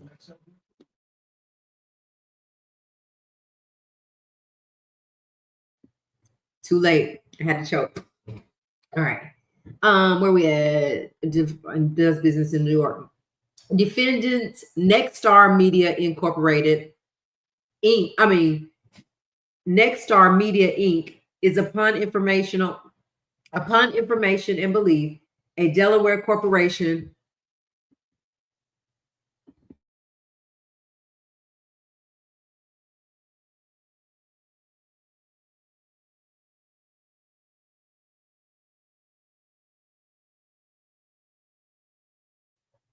I think we're gonna make it. Where we at? Defended, okay, a Delaware corporation with its principal place of business located at 545 East John Carpenter Freeway, Suite 700, Irving, Texas 75062. Oh, they're out of Texas. Did not know that. Can somebody else read or no? I don't know why I'm choking. I guess that's a no. Go ahead, Jurisdiction. Harlem. I'm If you blow trying it to up, find it. I'm if you trying bl- to find it. uh, Wait, I have it. Let me see. Okay. Where you at? I'm on page 4, right at jurisdiction and venue.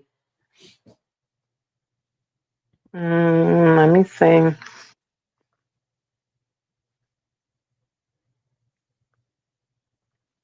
I read it. Where Jurisdiction. you at? I'm at The, jurisdiction and venue, right here, number 16. The court all has right. The court Mhm. has subject matter jurisdiction over this section pursuant to 28 USC, whatever the law code is, because completely diversity is present and because the amount is dispute exceeds $75,000.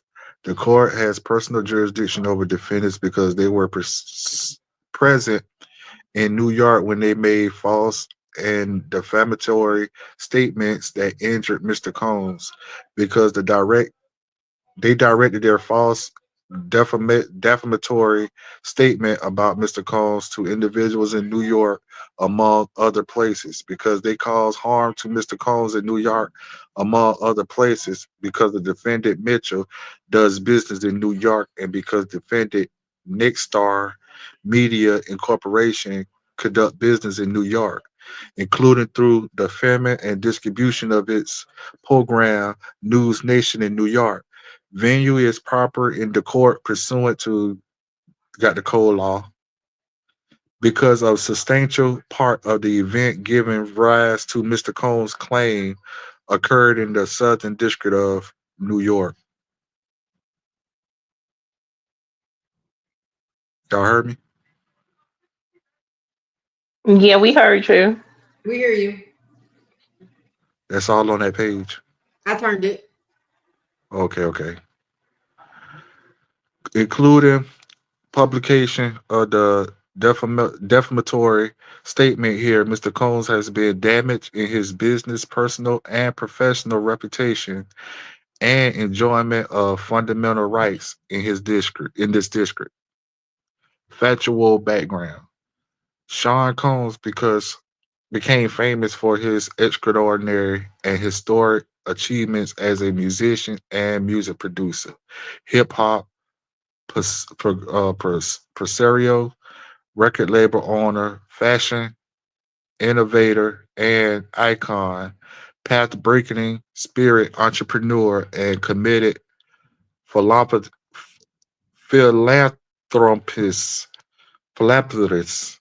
My bad, I'm tongue tied on that. All right. Mr. Combs is among the most accomplished businessmen of his generation. In September 2024, Mr. Combs was indicted in the Southern District of New York on federal racketeering and ex trafficking charges. Mr. Combs entered a plea of not guilty to those charges on September 17th, 2024, and info and emphatic blah, blah, blah. I ain't pronounced these words in a long time. Blah. And equal vocally blah, blah, whatever. Y'all know what I said, especially you, Harlem. You said it. Denied that he was guilty of sex trafficking or racketeering. Following an 8-week trial in the Southern District of New York, a jury acquitted Mr. Combs of ex trafficking racketeering in July 2025. Neither the criminal indictment, the trial, nor the verdict involved allegations or findings of actual adults of minors or the use of hidden cameras. So that was a lie that they had those cameras, videos of him with That was minors, a because they lie. just said it. Mm-hmm. The government did not call Burgess as a witness at trial, nor did it present any video evidence matching the description of any videos Burgess claimed he possessed and provided to the government. So that was a lie. All right. Burgess' unreliable reputation and defamatory statement on social media. Defendant Burgess has been described as a one time industry bit player and a fringe character. In the past year, seeking to capitalize on the media's insa- insatiable uh, appetite for celebrity scandal, Burgess has gone to great lengths to invent the publicized outrageous falsehoods about Mr. Combs in media interviews. Burgess claims he has worked in the music. Next page.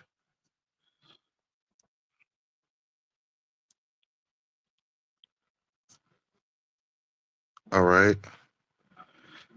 Industry for decades, yet there exists no public records of any professional achievements, and he left no detectable detectable footprint in the industry prior to his recent campaign to Macklin. How you say it, Macklin? Mr. Combs, his conduct, which according to the New York Times, has only amped up the circus-like frenzy surrounding Mr. Combs' case, is extended to gamer publicity and profit from attention surrounding Mr. Combs' legal proceedings. Burgess has never met Mr. Combs and has never had any relations with anyone in Mr. Combs' family. Nevertheless, Burgess has claimed on multiple occasions that Kim Porter, the mother of four children with Mr. Combs, who died in 2018, provided him with a copy of her memoir and video despiting Mr. Combs actually assaulting inebriated inebriated celebrities and minors.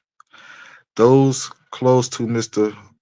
Those close to Miss Porter, including her children and her roommate for over 20 years, had never heard of Burgess before he made this utterly implausible and completely false claim.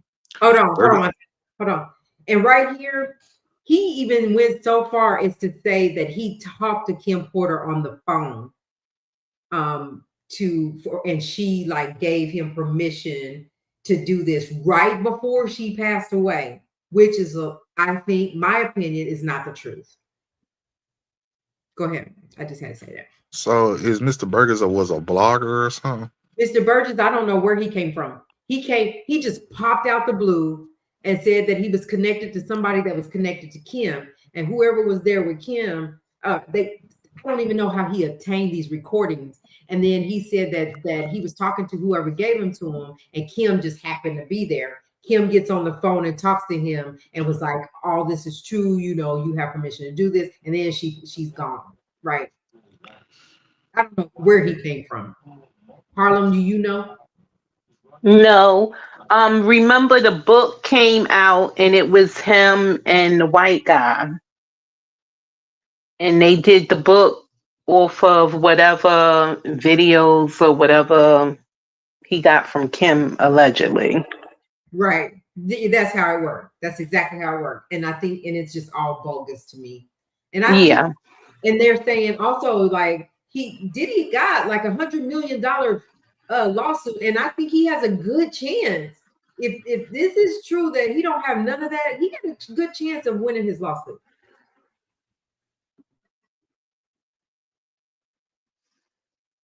Yeah, I think he does. Mm-hmm. You want to proceed, Montez?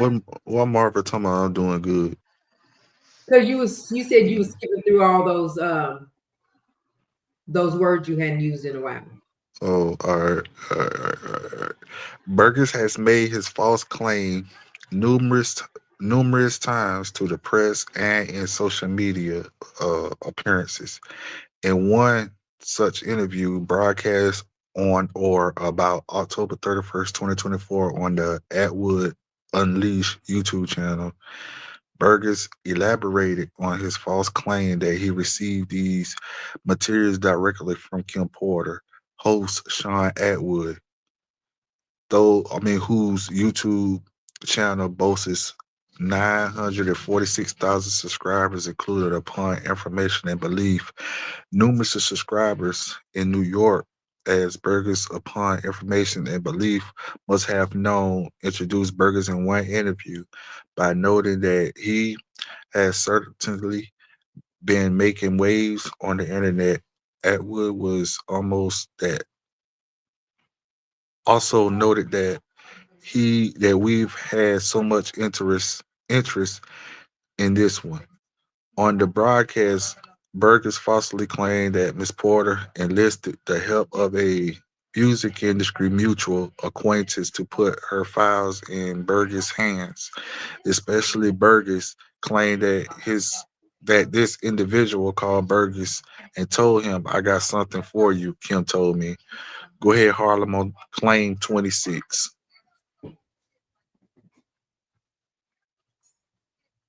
I'm about to choke too. You need to stop. we need Okay. we need to change. That's 25. Where did he leave? Okay, I got it. I got something for you. Kim told me to give you something. She's got something she wants you to work with. Burgess went on to claim, again falsely, that the same individual later met Burgess in New York and delivered to him the first of several flash drives containing the memoir and videos that Porter supposedly intended for him to have. Even though, even according to Burgess, Miss Porter had no more than a passing acquaintance with Burgess. During the interview, Atwood posted still images that Burgess insinuated had come from the videos that Burgess falsely claimed Miss Porter had provided to him. They described one as depicting Justin Bieber, a famous recording artist, kissing an unidentified male. Atwood asks, "Is this picture legit?" Burgess responded, "Yes, yes, definitely." Scoville then asked Burgess, "How freaked out were you the first time you got a look at some of the images? Shocker or what?" Burgess responded that he was freaked out because my daughter was a listener of Justin Bieber. You understand? Burgess stated that Bieber was a kid at the time, was a child at the time. Burgess characterized Bieber as a victim who loved it, loved being treated like that. And that's what happens sometimes when you're a kid. Burgess went on to compare Mr. Combs to Lucifer, claiming that Mr. Combs, like Lucifer, destroyed bodies. He destroyed careers. He could get you where you want to be at, but you're going to give up the back end. That is all some craziness. The back end. Crazy. What And I the? wanted to also say, Sean Atwood had caught some heat from Jay-Z and them too, right? And was made to take down some who was it that came out saying something about Jay-Z and them that wasn't true, and they made him take it down.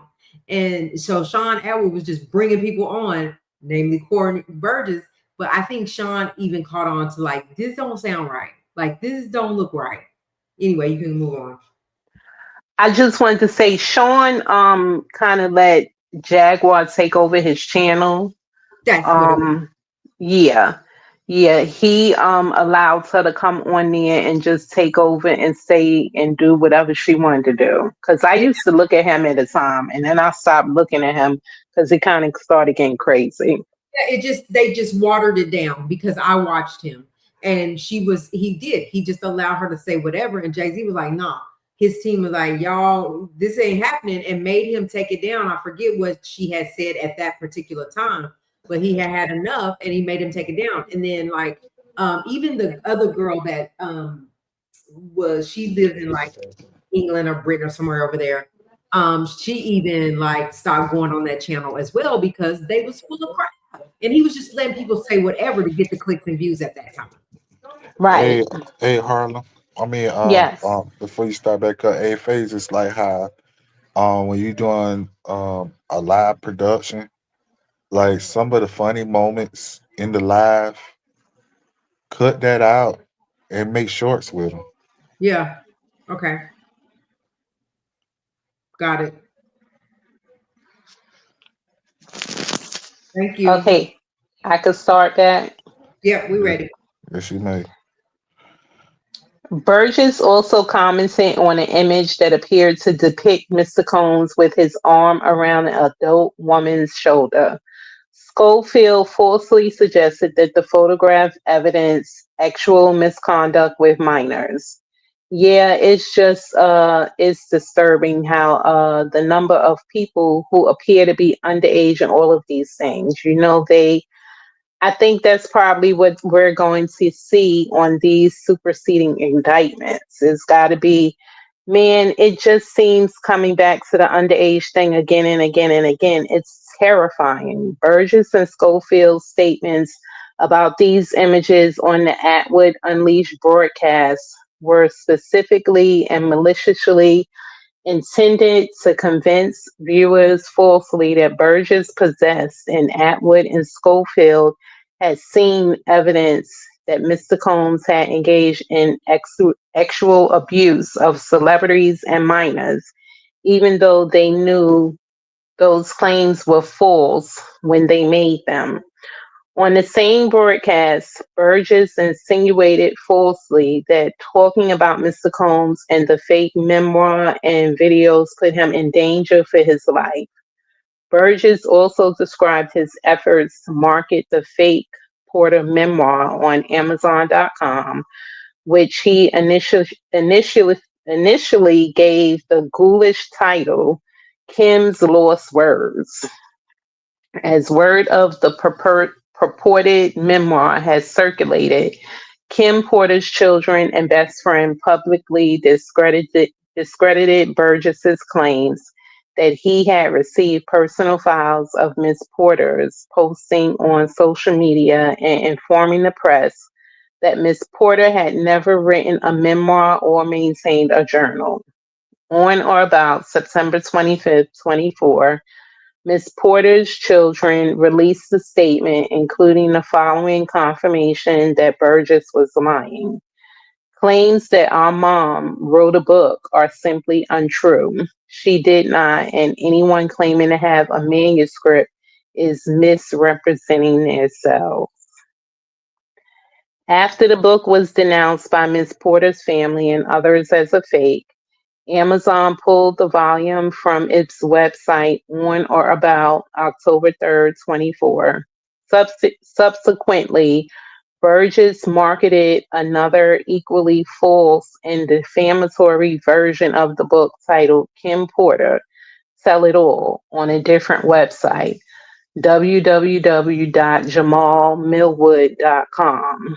Burgess described the second version as R-rated, in contrast to the earlier PG version of the fake memoir.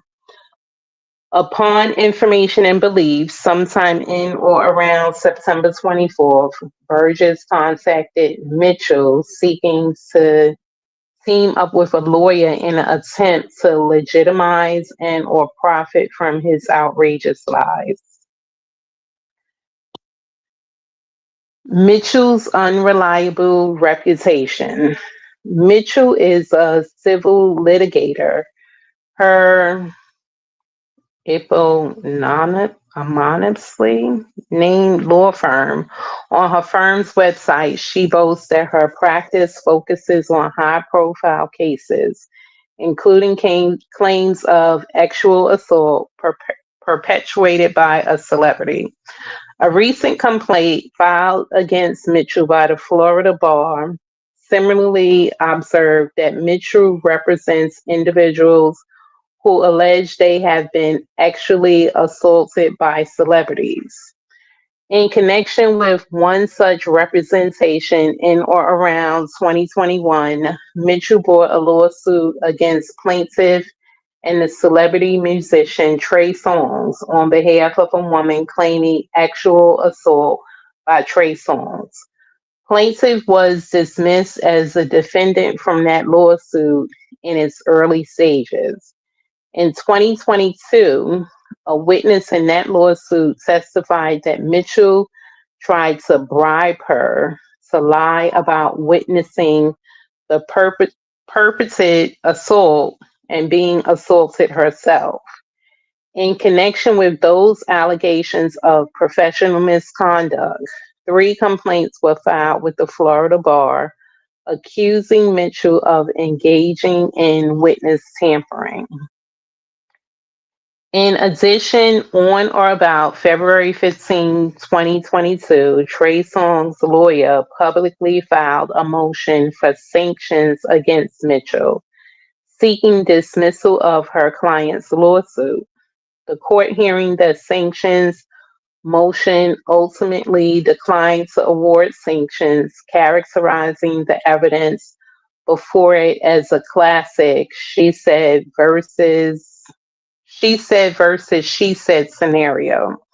The court did not resolve the ultimate factual issue of the alleged bribe, but the court noted it does not speak on behalf of the Florida bar. Thereafter, the Florida bar filed a complaint against Mitchell arising out of the complaints that she attempted to bribe a witness to corroborate allegations of sexual assault against a celebrity. The Florida bar concluded that Mitchell had violated multiple rules of professional conduct, including with respect to truthfulness in statements to others and dishonesty, fraud, deceit, or misrepresentation. So Hey she's a Harlem. fake and a fraud. Hey Harlem, you see what Beauty wrote? It's time What for she Beauty. wrote? It's time for her to go to bed. Tomorrow, look at all my new reporters. They all working together. She crazy. Yeah, Harlem, she's a fake and a fraud, huh? She just like, it's just crazy. Not you, Beauty, is me. We talking about this reading over I'm gonna here. take that phone, Beauty. Oh gosh, that is really it. Okay, let me see where I am. Okay, as described by the Florida bar, the witness in question has signed a sworn declaration describing how Mitchell claims to have contacted several paparazzi and news media outlets about her client's claim and told the witness those media organizations would pay her for her story. In its complaint against Mitchell, the Florida bar found that she had repeatedly misrepresented to the media the status of the complaints against her, falsely telling multiple news outlets in February 22 that the Florida bar had taken no action in connection with the witness tampering complaints, when in fact, the Florida bar's investigation into Mitchell's witness tampering was still open. The Florida bar also found Mitchell had violated ethics rules concerning truthfulness and deceit in her defense against the sanctions motion filed by Songs. In particular, the Florida bar's investigation showed that in an attempt to discredit the witness, who swore she had been offered a bribe, Mitchell falsely asserted the witness had drank heavily during their meeting and that Mitchell had not been drinking at all. Contrary to Mitchell's representation to the court, a receipt from the establishment where that meeting occurred showed that the witness had only had one drink and that Mitchell had also had a drink. The Florida bar found this receipt conclusively demonstrated that Mitchell made an affirmative misrepresentation in her attempt to impeach the witness. So she even lied about drinking. Yep, and this is what's so crazy. The Florida bar knows that she's lying. So like there are so many scenarios where she just dropped the ball. Like she just lied, blatantly lied. You calling up the paparazzi to show up? Yeah, she's a fake. That's why they shaking in their boots. I mean, I understand lawyers to a degree, they do stretch the truth, but I mean, she's stretch She's stretching the truth. overboard. Like everything that she says is you got to question. She's overboard. She can't. Hmm. She is not to be trusted.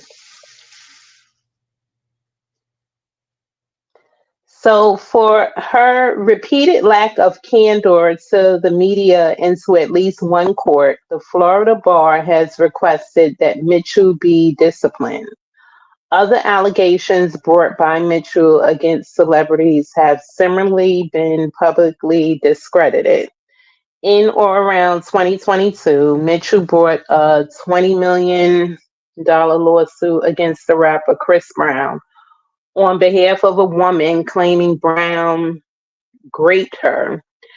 After Brown posted a series of text messages and voicemails reflecting a consensual relationship with the plaintiff, Mitchell withdrew.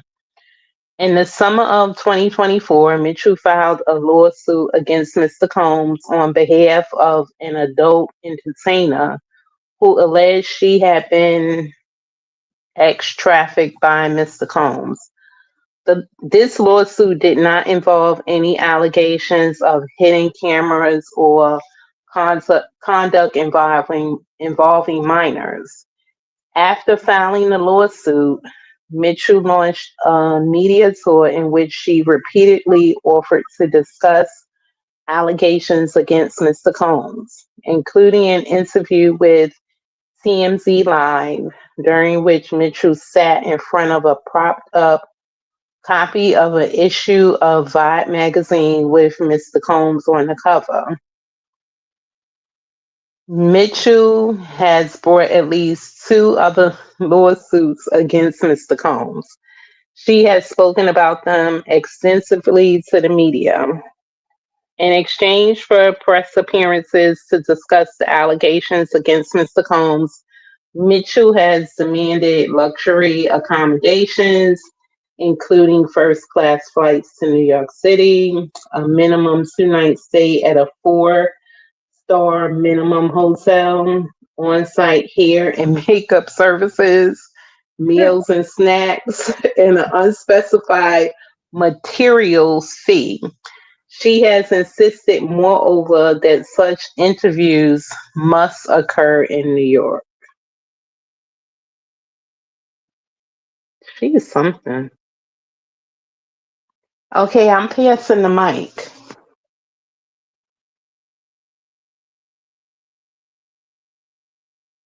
I'm passing the mic.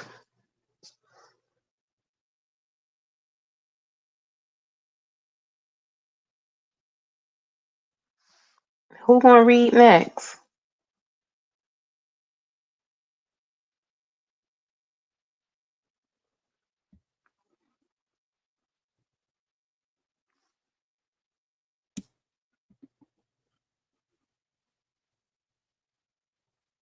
Phases. I'm here. Can y'all hear me? Yeah, I said I'm passing the mic. Oh, okay. My thing started going circles like it was frozen. Okay. Where Oh, we where you leave off at? 44. So Mitchell's is page 11. okay.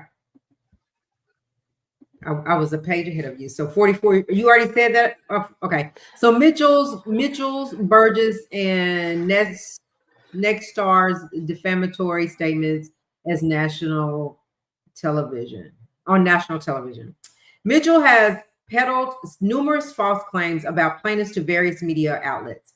For example, in a television interview with News Nation, upon information and belief at the studio in New York City that was broadcast on or about September the 27th, 2024, Mitchell falsely stated that there already have moved. Oh my gosh.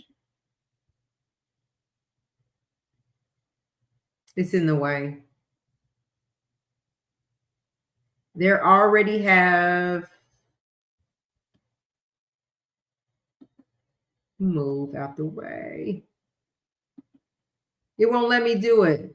But anyway, I can't see it. There already have, it has it blocked on my side. And then it says around, okay, there it is. There already have been tapes leaking around Hollywood being shopped around. Oh, I remember I remember her saying this. I remember this interview being shopped around to individuals in Hollywood, presumably referencing Burgess or one of his affiliates. Mitchell continued. One particular person contacted me to shop a particular video they were in possession of and to contact the person who was in the video to see if they were interested in purchasing the video before it became a public knowledge. Mitchell described the request as a catch and kill and stated that Mr. Combs was in the tape and this other person was, I would venture to say, more high profile than Mr. Combs. Mitchell falsely confirmed that the video exists, that it's real, that the other person is in the video is very visible. It's no question if it's that person in the video, and I can tell that the video is pornographic in nature. With no evidentiary support, the New York Nation host, speaking about Mr. Combs, then falsely said to Mitchell, it sounds like there was probably a lot of hidden cameras as well. Mitchell falsely confirmed this and then further stated that based on her review of the supposed false evidence, it doesn't seem like the person knows they're being videotaped. It is like they're being surreptitiously recorded. These statements by Mitchell and News Nation were false. Mitchell never possessed surreptitiously recorded pornographic images involving Mr. Combs or any other celebrity and was never able to confirm the existence of any such video of Mr. Combs, thus knew or recklessly disregarded that her statements were false when she made them. News Nation, upon information and belief, conducted no investigation before broadcasting the false allegations, though it easily could have done so. When News Nation published Mitchell's false statement and when its host affirmatively stated it, it sounds like there was probably a lot of hidden cameras recording Mr. Combs having sex with partners who did not know they were being filmed. News Nation was highly aware that such statements were probably false because of Mitchell's already documented history of making false claims against celebrities and or obviously lack of credibility as described above, and because News Nation never saw any such videos. News Nation and Mitchell promoted this false narrative without any credible evidence to support it, to feed the public's insatiable appetite for celebrity scandal and line their own pockets. Mitchell also told News Nation on the broadcast about another client, a woman who alleged that Mr. Combs SA'd her in Northern California in 2018. The client's allegations are also false. Mitchell falsely represented that their client's fabricated claims were corroborated, even though Mitchell knew they were not. Specifically, Mitchell falsely stated, "We also have a police report that we made in 2018. Later in the interview, the News Nation host repeated Mitchell's assertions, emphasizing about the purported police report corroborating her client's claim. You guys actually have one. The host then asked, are we going to be able to see it? Mitchell falsely confirmed that she would produce the report. She told the News Nation host, yes, as soon as I file my lawsuit in civil court, I will be attaching the criminal complaints that was made. These statements in which Mitchell claimed on News Nation is possess a police report corroborating her claims, fabricated allegations, were false, and Mitchell and News Nation knew they were false, or at a minimum, recklessly disregarded their falsity when they made them. As Mitchell knew, there is no police report corroborating Mitchell's client's claims against Mr. Combs. To the contrary, the police report and Mitchell's client actually filed thoroughly undermines her and Mitchell's subsequent fabricated allegations. The actual police report, which Mitchell's client filed approximately 1 month after the March 2018 date in question, stated that Mitchell's client was tragically AR'd by Shane Pierce and another white man. The actual police report does not mention Mr. Combs, who is Black. Mitchell's client publicly filed the actual report together with a sworn statement confirming its substance. Roughly 2 weeks after the News Nation broadcast, Mitchell filed the lawsuit she had previewed. Contrary to her false assertions, the lawsuit did not attach any police report. Where's the police report? Presumably because the events described in the actual police report do not involve Mr. Combs at all and bear absolutely no resemblance to the outlandish tale of premeditated violent gang are spun in the complaint that Mitchell filed. Subsequently, the Walnut Creek Police Department denied having any involvement in the allegation made by Mitchell's client. And the Contra Costa County Sheriff's Office released a statement that they had thoroughly investigated the accusations and determined the claims were unfounded. News Nation broadcast its September 27, 2024 interview with Mitchell, a known fabricator without facts checking Mitchell's false and injunction accusations. News Nation did not even reach out to Mr. Combs' representatives for comment. News Nation did nothing to confirm the existence of a police report corroborating Mitchell's client's claims. If it had, News Nation would have realized that there was no such police report, and that the only police report by the plaintiff about the day in question was completely inconsistent with the accusations she was making against Mr. Combs. The actual police report was publicly available at the time News Nation and Mitchell published their false statements about it, and the events it described. Mitchell's clients had filled the actual police report along with a statement under penalty of perjury, confirming allegations that did not involve Mr. Combs at all, nor anyone who could be mistaken to be Mr. Combs, in connection with a domestic violence proceeding or on about July the 8th, 2019, 5 years before Mitchell and News Nation went on national television and falsely stated that there existed a police report corroborating Mitchell's client's accusations against Mr. Combs. Mitchell knew or recklessly disregarded that her statement about the existence of such a corroborating report were false because no such report existed. And in fact, the actual report that was filed and which was available to the public thoroughly discredited the client's outlandish claims against Mr. Combs. News Nation likewise knew or recklessly disregarded that its statements about the existence of such corroborating police report were false because, given Mitchell's history of fabricating claims against celebrities, News Nation had every reason to doubt the veracity of her allegations against Mr. Combs, and because no such report existed, and in fact, a report that did exist and which was available to the public thoroughly discredited Mitchell's client's claims against Mr. Combs. The actual police report was also publicly filed again on May the 9th, 2025 by a co-defendant in the California Federal District Court case filed by Mitchell on behalf of her client in motion seeking sanctions against Mitchell for the frivolous lawsuit.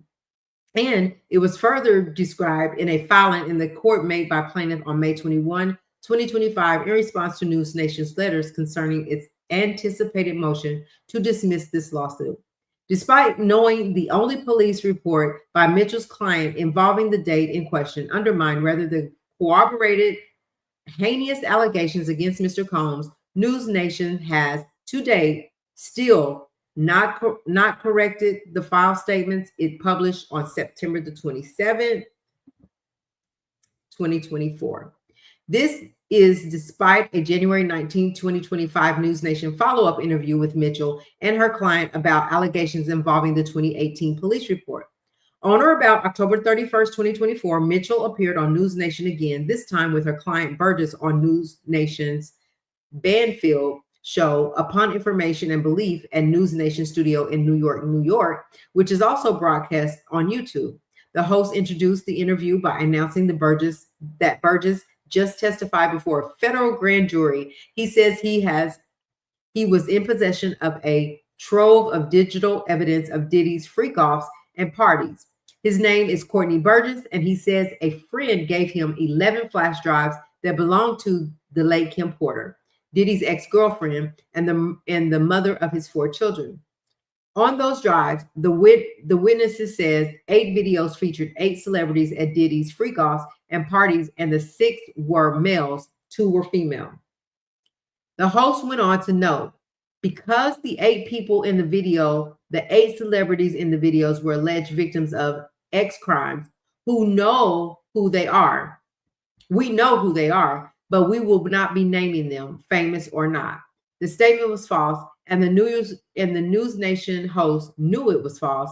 At a minimum, recklessly disregarded whether the statements were true or false, because she had never seen such video, because they do not exist. And because of a host publicly available information, because a host of publicly available information put her on notice that her sources, Burgess and Mitchell, were not credible. Although the host observed that Burgess had testified before the grand jury, the segment did not describe those grand jury proceedings, nor could it. As is commonly known, grand jury proceedings are secret. What the segment described were Burgess's false claims that he was in possession of videotapes of Mr. Combs actually assaulting minors and celebrities. In response to the host's question, Burgess falsely stated that all 8 celebrities who were recorded having intimate relations with Sean Combs, 2 or 3, possibly 3, appeared to be minors. All appeared to be inebriated, and all, to be honest, were victims of SA. Burgess also repeated his false statement about the fake memoir. The host asked him, "Do you know if the notes from the book really were from Kim Porter?" Burgess responded, "Yes, because I spoke to her probably like 6 hours before I got it, received it." In an interview, Burgess claimed the federal law enforcement seized the flash drive from his home. This too was false. News Nation knew that this statement was false when it published them, or at minimum was highly aware that they were probably false, and recklessly disregarded their falsity because, among other things, Burgess was a highly dubious source with questionable motivations whose credibility was in serious doubt, as explained above. The allegations he was making about having come into possession of such sensitive materials from the then deceased mother of Mr. Combs' children were falsely improbable, including because of that date, Miss Porter's children had already publicly denied Burgess's claims and confirmed he was misrepresenting himself, and because News Nation, of course, had not seen any such videos or flash drives, because none existed.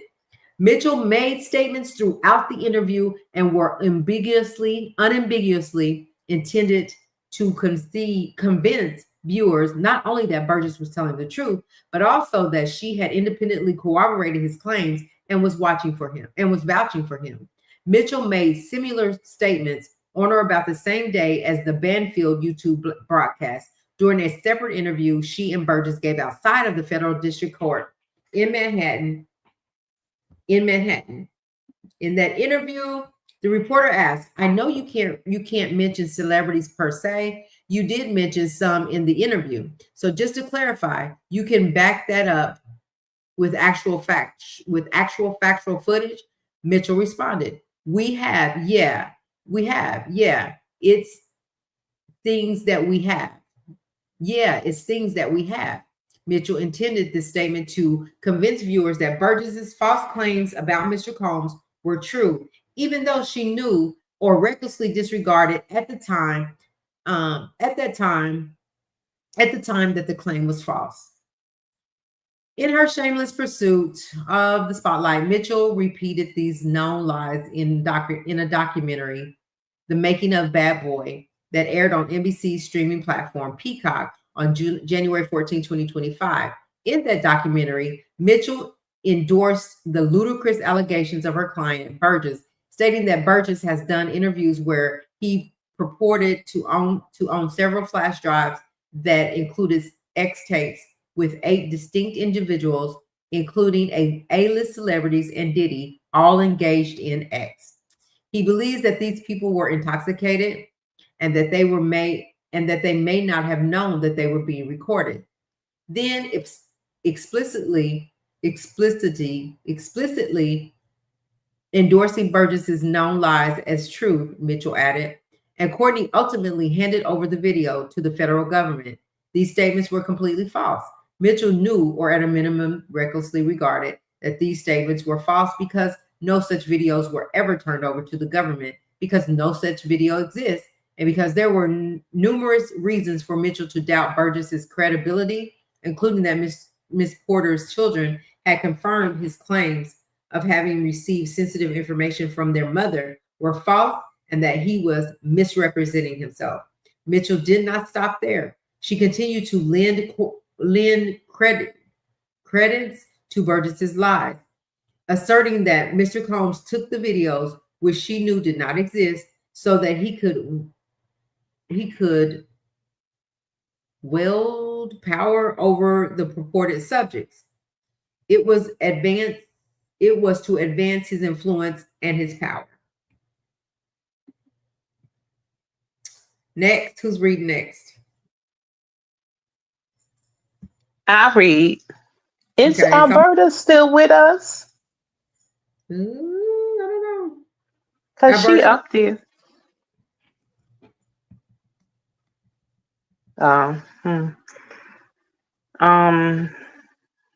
You said his influence and power. Let me see. Okay. Okay, you got it? Because I see, because Okay. now I have them on video where I can say, I'm going to take this to your wife, I'll take this to your husband, I'll take this to the public, and I'll ruin you if you don't do this for me. During the interview in The Making of a Bad Boy, Mitchell asserted with no basis in fact and with utter disregard for the truth that Mr. Combs is a man who has done awful things to hundreds, maybe thousands of people. On October 7th, 2024, on News Nation Banfield show, Mitchell also falsely claimed that she had done research indicating that baby oil may be used as a conduit for transmitting drugs mixed into the oil to another person for the purpose of incapacitating them. Mitchell suggested, moreover, that Mr. Combs did this to one of her clients. Example, mixed rugs with baby oil and doused her client with it, thereby lowering her defenses. That statement was a lie. Mitchell performed no such research, and even if she had, there is no scientific basis for asserting that baby oil could be infused with rugs to incapacitate anyone. So it was at a minimum reckless to say otherwise. Additionally, there was no evidence presented at Mr. Combs' criminal trial that any baby oil was used as a conduit for transmitting drugs. Instead, the evidence at Mr. Combs' criminal trial proved that the baby oil was purchased directly from stores. Again, Mitchell knew or should have known that her statements were false when she made them. Defendants eagerly peddled these lies to enrich themselves. Burgess had profited from his fake Kim Porter memoir, which prior to being pulled down from the Amazon website, briefly rose to the top of its bestseller list. Burgess's craven willingness to profit from the fabricated memoir proves that he is callously indifferent to the emotional distress of Miss Porter's children and has nothing but contempt for the feelings of Miss Porter's extended family and many friends who were heartbroken by her untimely death. Mitchell has also sought to profit from her false and defamatory statements about Mr. Combs. Mitchell has seized every opportunity to promote herself in the media and has insisted on valuable benefits and payments in exchange for interviews, including first class air travel, 4-star hotel accommodations, hair and makeup allowances, and a materials fee for copies of, among other things, demand letters sent on behalf of one of her clients who sued Mr. Combs. News Nation has likewise profited from repeating and amplifying Burgess's and Mitchell's lies, drawing viewers and promoting its programming based on wholly unsubstantiated lies that would have been revealed as false had News Nation conducted even the most modest fact checking and or reasonably questioned its sources who had a history of making things up.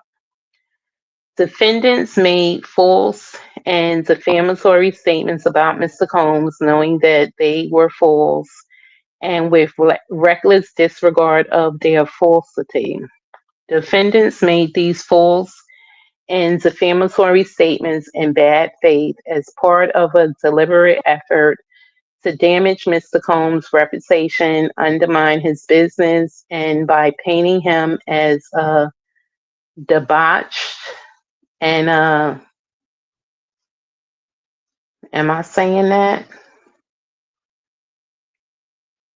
A child lover, to poison the public's perception of him and deprive him of a fair trial. Defendants had no good faith basis for claiming that Burgess possessed videos of Mr. Combs involved in the actual assault of anyone. Burgess purposely made up the videos and told hideous lies about Mr. Combs, and Mitchell and News Nation either knew that Burgess's claims were false or made no effort to verify the truth of those false claims and published the statements notwithstanding their probable falsity. Defendants' malicious lies have materially injured Mr. Combs. As a result of defendants' malicious lies, Mr. Combs has suffered significant reputational and economic harm. People who heard and believed defendants' lies have accused Mr. Combs on social media that is consumed by hundreds of millions of viewers each and every day of being a debauch, monster, and child lover. Moreover, many viewers of the social media posts in which defendants' falsehoods are published and republished post harassing and threatening messages against Mr. Combs. The unrelenting tide of negative publicity and threatening social media posts resulting from defendants' lies have caused and will continue to cause Mr. Combs severe reputational harm. Defendants' intentionally false and defamatory statements have also poisoned the minds of the overwhelming majority of individuals residing in the Southern District of New York who could have qualified for jury service on the jury in Mr. Combs' trial beginning in May of 2025. Thus, in addition to all of the other harms resulting from defendants' unlawful false statements, they also jeopardize his opportunity for a fair trial on the government's charges against him. You can still hear me? Yep. Okay, because my earbud, one of them had died. I just wanted to make sure. Yep, we can hear you. First cause of action, defamation. Plaintiff repeats and realleges each of the foregoing paragraphs as if fully set forth herein. Defendants made false and defamatory statements concerning plaintiff as set forth in detail above. Defendants' defamatory statements included the following false assertions: that there existed video recordings of plaintiff actually assaulting minors and celebrities. Defendants Burgess, Mitchell, and News Nation published such statements as described more fully above on or about October 31st, 24. That plaintiff secretly recorded himself having sex with people who did not know they were being recorded. Defendants Mitchell and News Nation published such statements as described more fully above on or about September 27, 24 and October 31st of 24. That plaintiff used secretly recorded videos of him having sex with people who did not know they were being recorded in order to threaten or extort actual partners. Defendant Mitchell published such statements as more fully described above on January 14th of 25. That a police report existed that corroborated the outrageous allegations made by Mitchell's client that she was raped by plaintiff in Northern California in March of 2018. Defendants Mitchell and News Nation published such statements as described more fully above on or about September 27th of 24. That Combs used rug-laced baby oil to incapacitate people. Such statements were published by defendants Mitchell and News Nation as described more fully above on or about October 7th of 24. That possessing the purported videos of Combs actually assaulting minors and celebrities and possessing a tell-all memoir of the mother of Combs' children, but put Burgess in danger for his life. Defendant Burgess published statements as described more fully above on or about October 31st of 24, and that plaintiff actually assaulted and or threatened, exploited, or secretly recorded in X acts hundreds, maybe thousands of people. Defendant Mitchell published such statements as described more fully above on January 14th of 25. These statements published by defendants about plaintiff accused plaintiff of committing a serious crime and engaging in actual misconduct. These statements published by defendants about plaintiff were defamatory per se. Let me see. 1 second. I scrolled and it like scrolled to the next one. These statements published by defendants caused substantial reputational and financial harm to plaintiff and damaged his right to a fair trial on the government's charges against him. Defendants published these statements without privilege to a third party as more fully set forth above. The defamatory statements alleged herein were not made in good faith in the scope of any pre-litigation or litigation, as the statements were not material and pertinent to any litigation or anticipated litigation and were unmerited and unsupported in fact. The defamatory statements alleged herein were not fair and true reports of any judicial proceedings included because, as set forth fully above, the broadcasts were not substantially accurate reports of any existing proceedings. Defendants published these statements with actual malice. Defendants published these statements with knowledge of their falsity or reckless disregard for their veracity.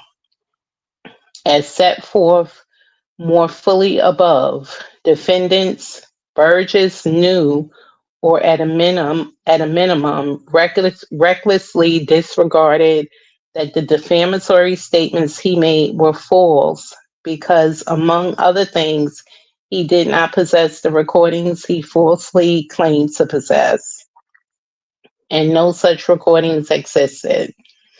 As set forth more fully above, Defendant Mitchell knew or at a minimum recklessly disregarded that the defamatory statements she made were false because, among other things, she never saw the recordings she falsely claimed existed. No such recordings existed. She had ample reason to doubt the credibility of her clients, whose lies she repeated, including because Miss Porter's children had publicly confirmed Burgess was misrepresenting himself. 1 second, let me get a sip of water. Okay.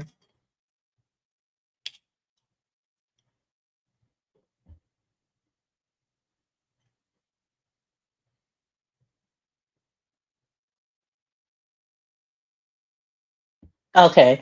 There was no police report corroborating the claims that one of her clients was raped by plaintiff. The police report filed by that client thoroughly undermined those claims. And there is no evidence to support the facially implausible claim that plaintiff used drug rug-laced baby oil to incapacitate anyone.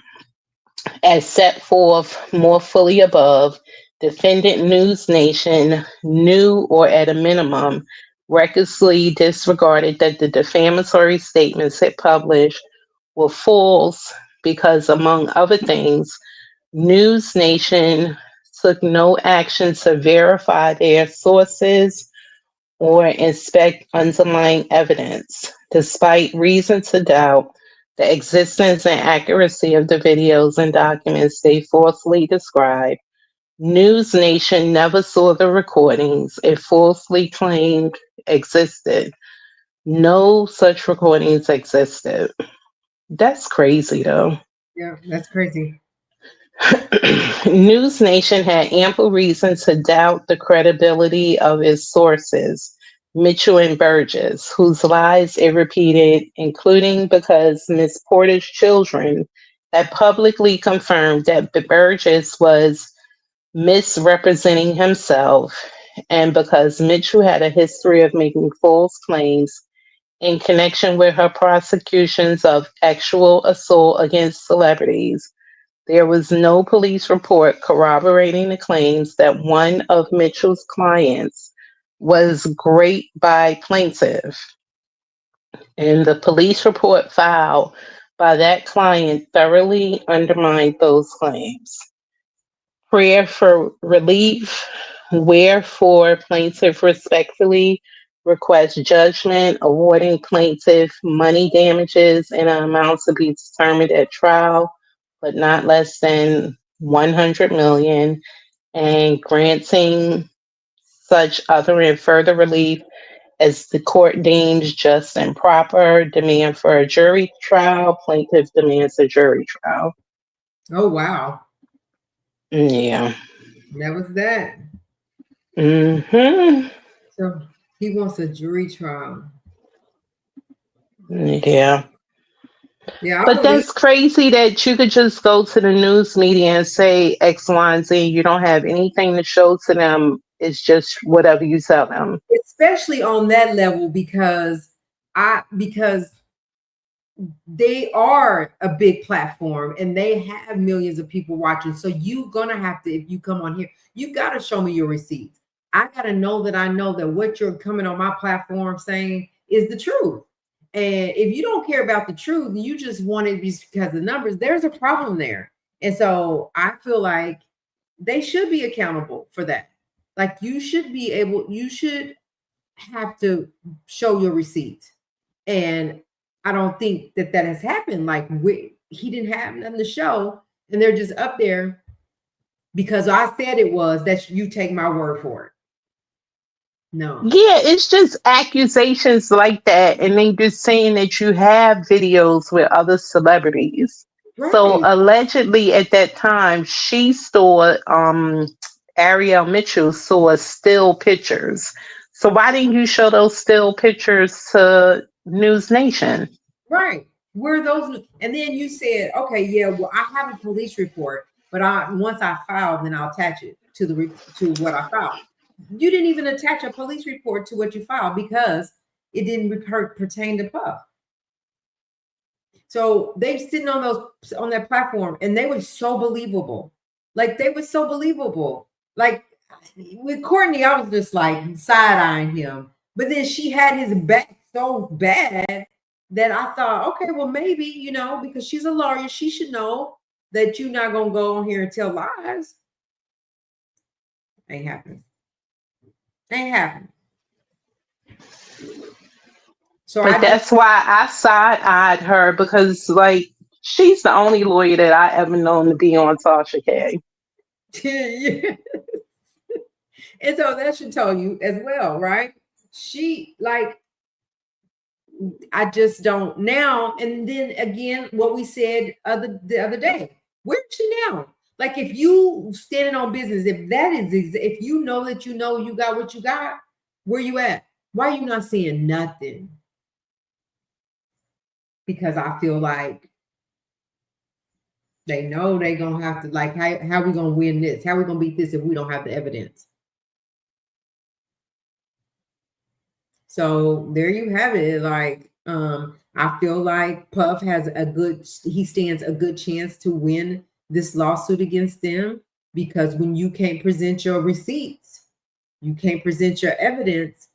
If the Fed don't have what you said the Feds have, if you haven't seen what Courtney said he had, and you just out here representing like you've done in Las Vegas and everywhere else you've gone, and it just turned out bad, you have a problem. It's a problem. So that's my 2 cents about it.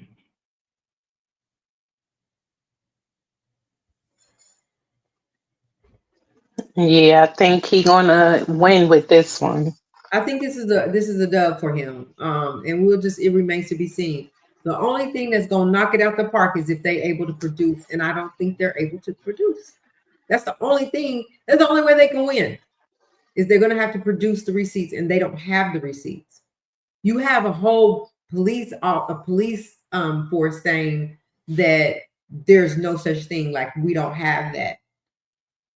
Like we've done our investigation, and there was nothing that corroborates what their story is saying.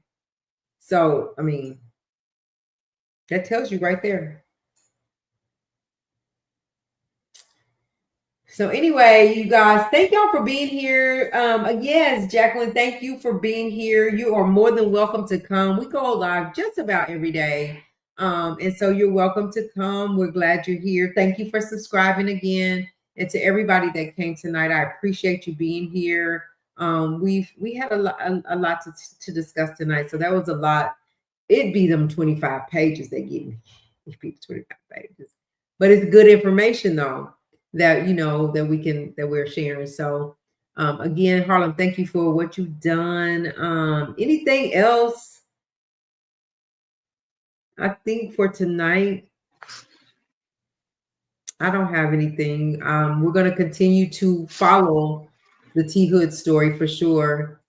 Keep you guys updated on Wendy. We're going to be looking at Young Dolph trial starting on Monday, the opening statements on Monday.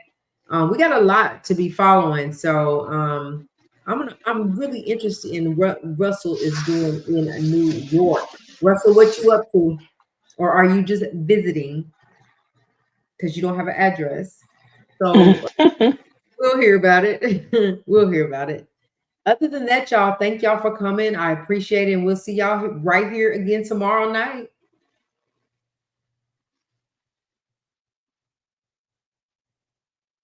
Beauty is crazy. Y'all have a good night. Thank y'all so much. Okay. I'll see y'all tomorrow. Good night, y'all.